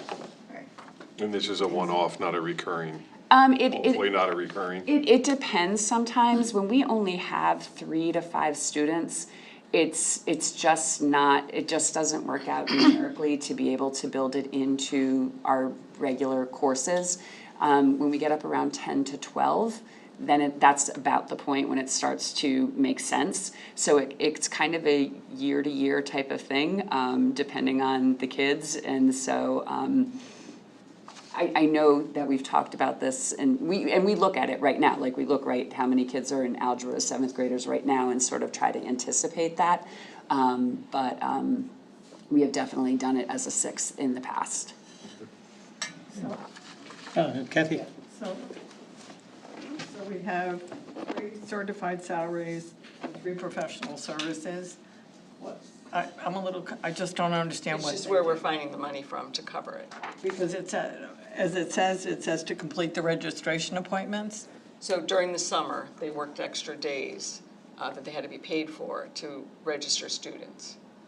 Register students for this class? This school year, no, it's a totally separate, just at the high school, just Okay, new so- students registering. So there's So- 3 different types of, Okay, so this isn't related to this? so It is. there's 3 reasons that we're transferring, all to do with salaries. 1 is for the geometry class, 1 is for the UConn intern, and 1 is for extra summer days that the guidance counselors worked. That's in the commentary on the page. They're just transfers from, Yeah, it's just transfer accounts that we have to authorize. I think this is the piece that confused me, the technical services. It's just where we're taking the money. Money that's going to those individuals for. I think I actually switched from and to. From So it's to. going Yes. to the To salary and line. from. It's going From to the salaries from coming from the technical. technical support. Yeah, that's right. So it's just the from and to is switched. That's why it's confusing. I'm No. sorry, I'm Yes. sorry. It's all Nice going catch, to Kat. salary. You got a lot of It's numbers. the other way around, right? Okay, so clarification, it's going from professional technical services, 2 certified salaries. Correct, Okay. yes. Okay, Now we're clear. Now I get it. Thank you. All right. Is the section of geometry gonna be just for this year? Again, it's sort of the same question for Mr. McDonough. We always have students who are taking geometry, and it always depends on kind of the number as to whether or not we can build it as part of the teacher's regular 5 class period teaching load, or if we have such few students, then we can't meet the contractual class sizes for all the other classes. So then we have to add the 6th section to teach the geometry class. Next year, if you were to have to add it again, we would do the same situation where you would. Well, hopefully, we cut it out of the budget last year, like in about February, March, when we thought that we would be able to actually run it, and then we didn't. So we'll look at it as part of our budgeting process this year, and we would either budget for the 6th or say, no, we're gonna have enough kids that we'll just make it part of the regular teaching load, but we can end up being wrong, which, and we just didn't have enough kids to have it make sense to build it into the schedule. So, but this way is less expensive conditional, given that there is no additional teacher with all the benefits and all that, like, you're just adding. So yes, we don't add an entire extra teacher, just a teacher agrees to teach 6 instead of 5 classes. And it's not that difficult for them to teach a 6th section, or like, does the quality go down, is kind of the other alternative question. Okay, we will move. Do we have a motion? Okay, it's getting late. Do we have a motion on this yet? To the challenge. Okay, can we have a motion to do that? Pat? Michael? All right, so the motion was to go from professional technical services to certified salaries. All right, Ms. Bradley? Ms. Eichler? Yes. Mr. Hartshorn? Yes. Dr. Krutikoff? Yes. Ms. Lombardi? Yes. Mr. Reed? Yes. Mr. Davis? Yes. Mr. McDonough? Yes. Dr. Oladoy? Yes. Ms. Schlank? okay, motion carries. We're on to policy. We have a first read on policy 6142.101, student nutrition and physical activity, which is our page 48 with a lot of stuff on it. Yes. This is actually a policy that Ms. Loomis and Ms. Kovalek, our assistant finance director, had asked us to update quite a few years ago that we're just finally getting to now. And it's very much aligned with the requirements that enable us to receive money from the federal government for the free and reduced lunch program. It's also very much aligned to, you'll remember every spring, there's always these 3 nutritional statements that the board takes up and has to approve about the food that we serve and the drinks that we serve and the snacks that we serve after school. So it's all aligned to that.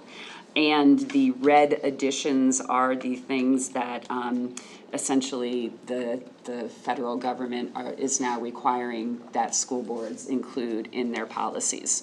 Timeliness of this is important because we will have our state audit of our lunch program this year, and having updated aligned policies is one of the things that they may look at.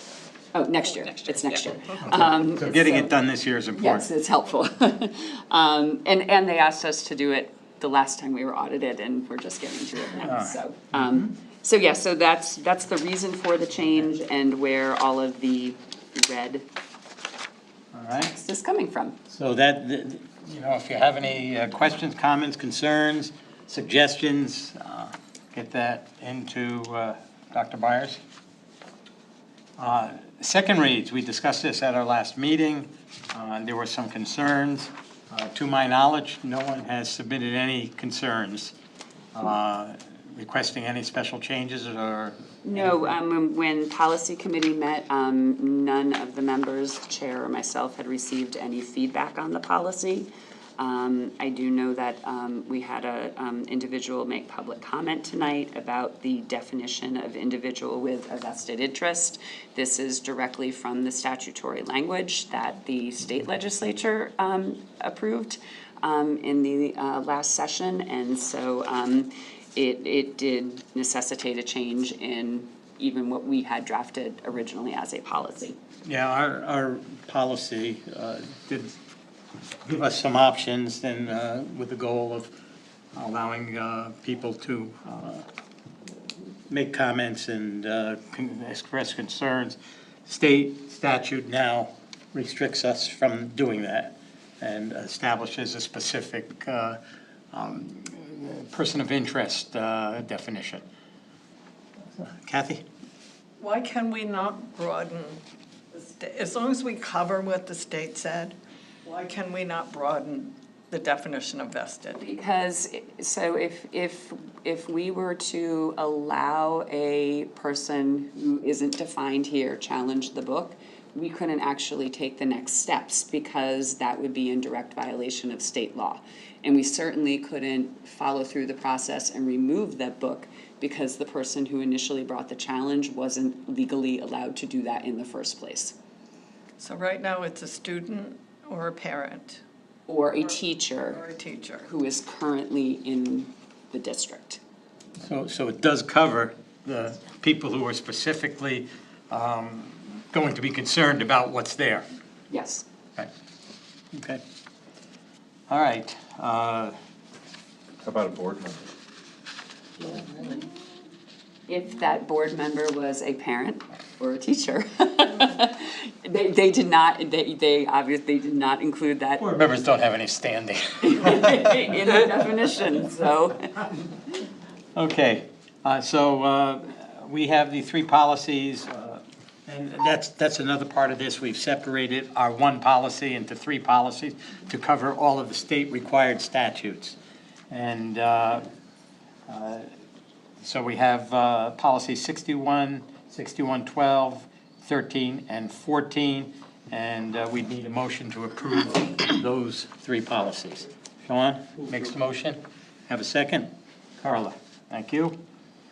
Is there any further discussion? Just one quick, it does, I was gonna say, it feels very lengthy, the whole process. Right. But it's very cut and dry, and if someone wants it done, follow it step by step, and you really can't be denied it, you know? Or at least the fair trial that it's spelled out. And I just have, how do we decide who's on the committee? I know we define chair.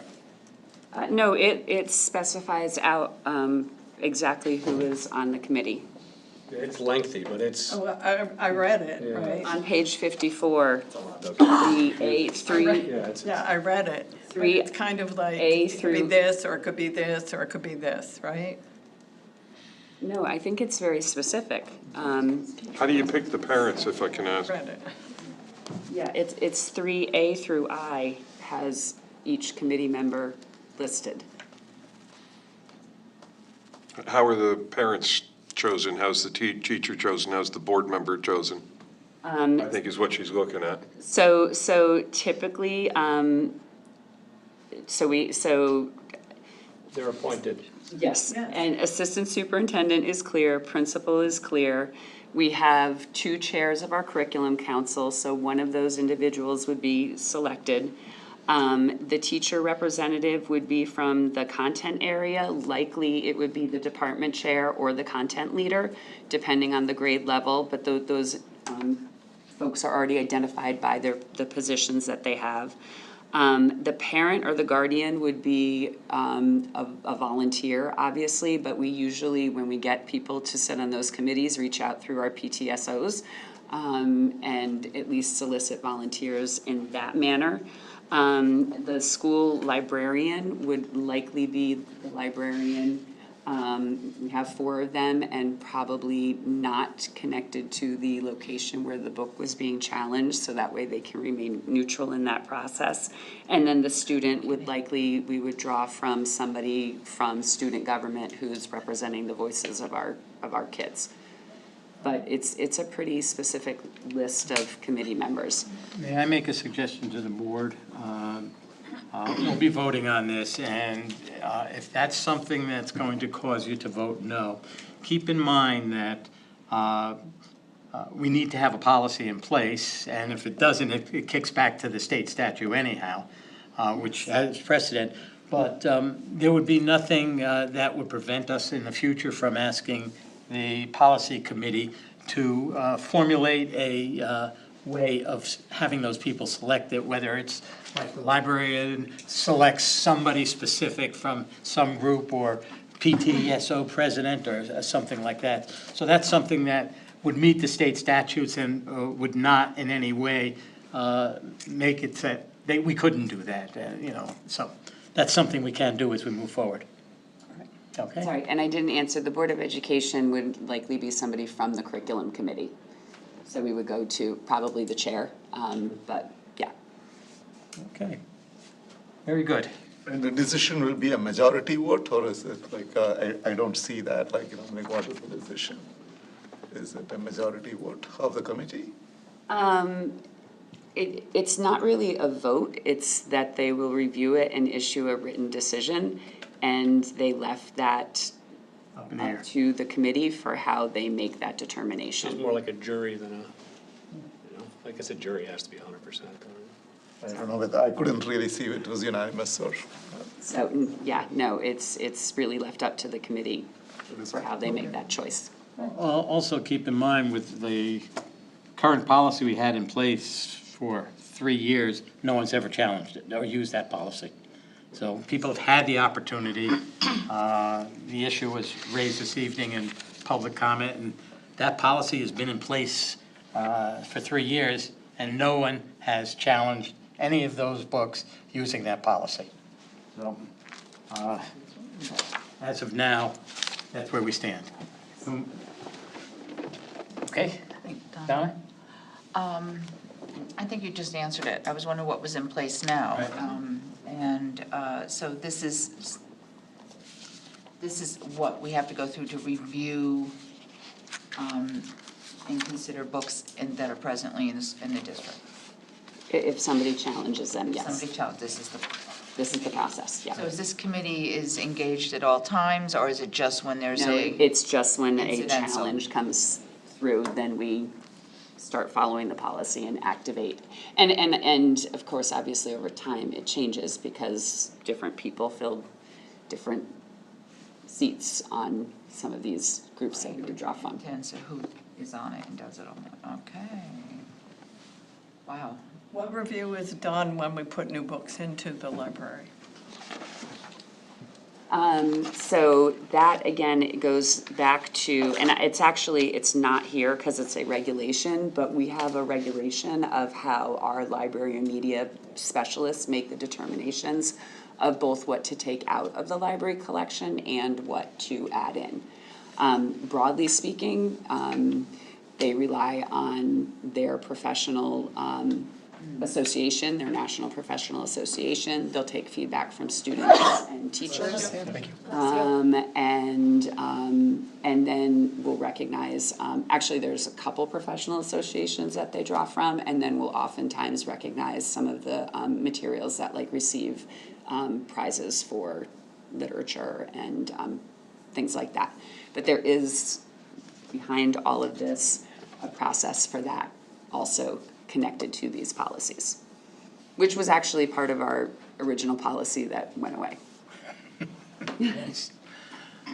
right, Dan? So I'm just want to try and remember, I know in the past, and even before my seat on the board, people came and complained about the books with pictures. Yeah. So if they come and complain at public comment, that doesn't mean something happens where the committee is invested in to try and figure it out. There's actually a form, and there has been since we started it, a form that they have to fill out that initiates the process. And even with the state policy, there's a form that the state developed that initiates the process. It goes to the principal, and then the principal collects it and starts the review. And I think that's kind of what Paul is alluding to, is that since having this policy for 3 years, no one has ever. I just wonder if they don't. Yeah. They don't know that that's the Dana, way to do it, other than coming up here and talking. Historically. It's on the website. Yeah, historically, I was just elected chair, and I was sitting next to Dr. Byers, and somebody did come up and complained. And I turned around to her and said, do we have a policy to cover that? And she said, I don't think so. And we made one because of that public request. And that was announced at several board meetings, and it is on the website. And I know the people that requested those changes were aware that it was done, because we did say that. And I believe throughout time, we've received email, requests, and we've responded that there's a policy, please follow it. I believe also at times Mr. Davis has mentioned it as part of his chair's comments if we've had a flurry of activity at public comment, and has reminded individuals of that policy and the process. So when you say there's a policy in a form, do you respond in the email by giving them that policy Yes, and we the do. form as well? Yeah. We did. Okay, I don't know if we can accomplish anything more by discussing more, because we have the three policies here. So we have the motion. Call the roll. Sure. Ms. Bradley? No. Ms. Eichler? Yes. Mr. Hartshorn? Yes. Dr. Krunakaran? Yes. Mr. Reed? Oh, Ms. Lombardi. I'm sorry, I'm using this list now because I know I have to write them down. Ms. Lombardi? No. Mr. Reed? Yes. Mr. Davis? Yes. Mr. McDonough? Yes. Dr. Uladele? Yes. Ms. Schleich? Yes. Okay, the motion carries.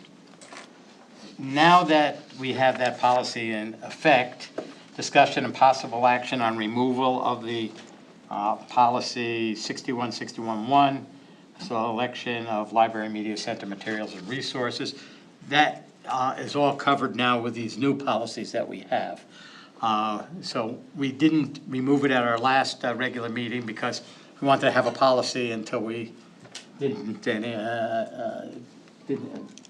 pass the other ones yet. So do we have a motion to remove that policy?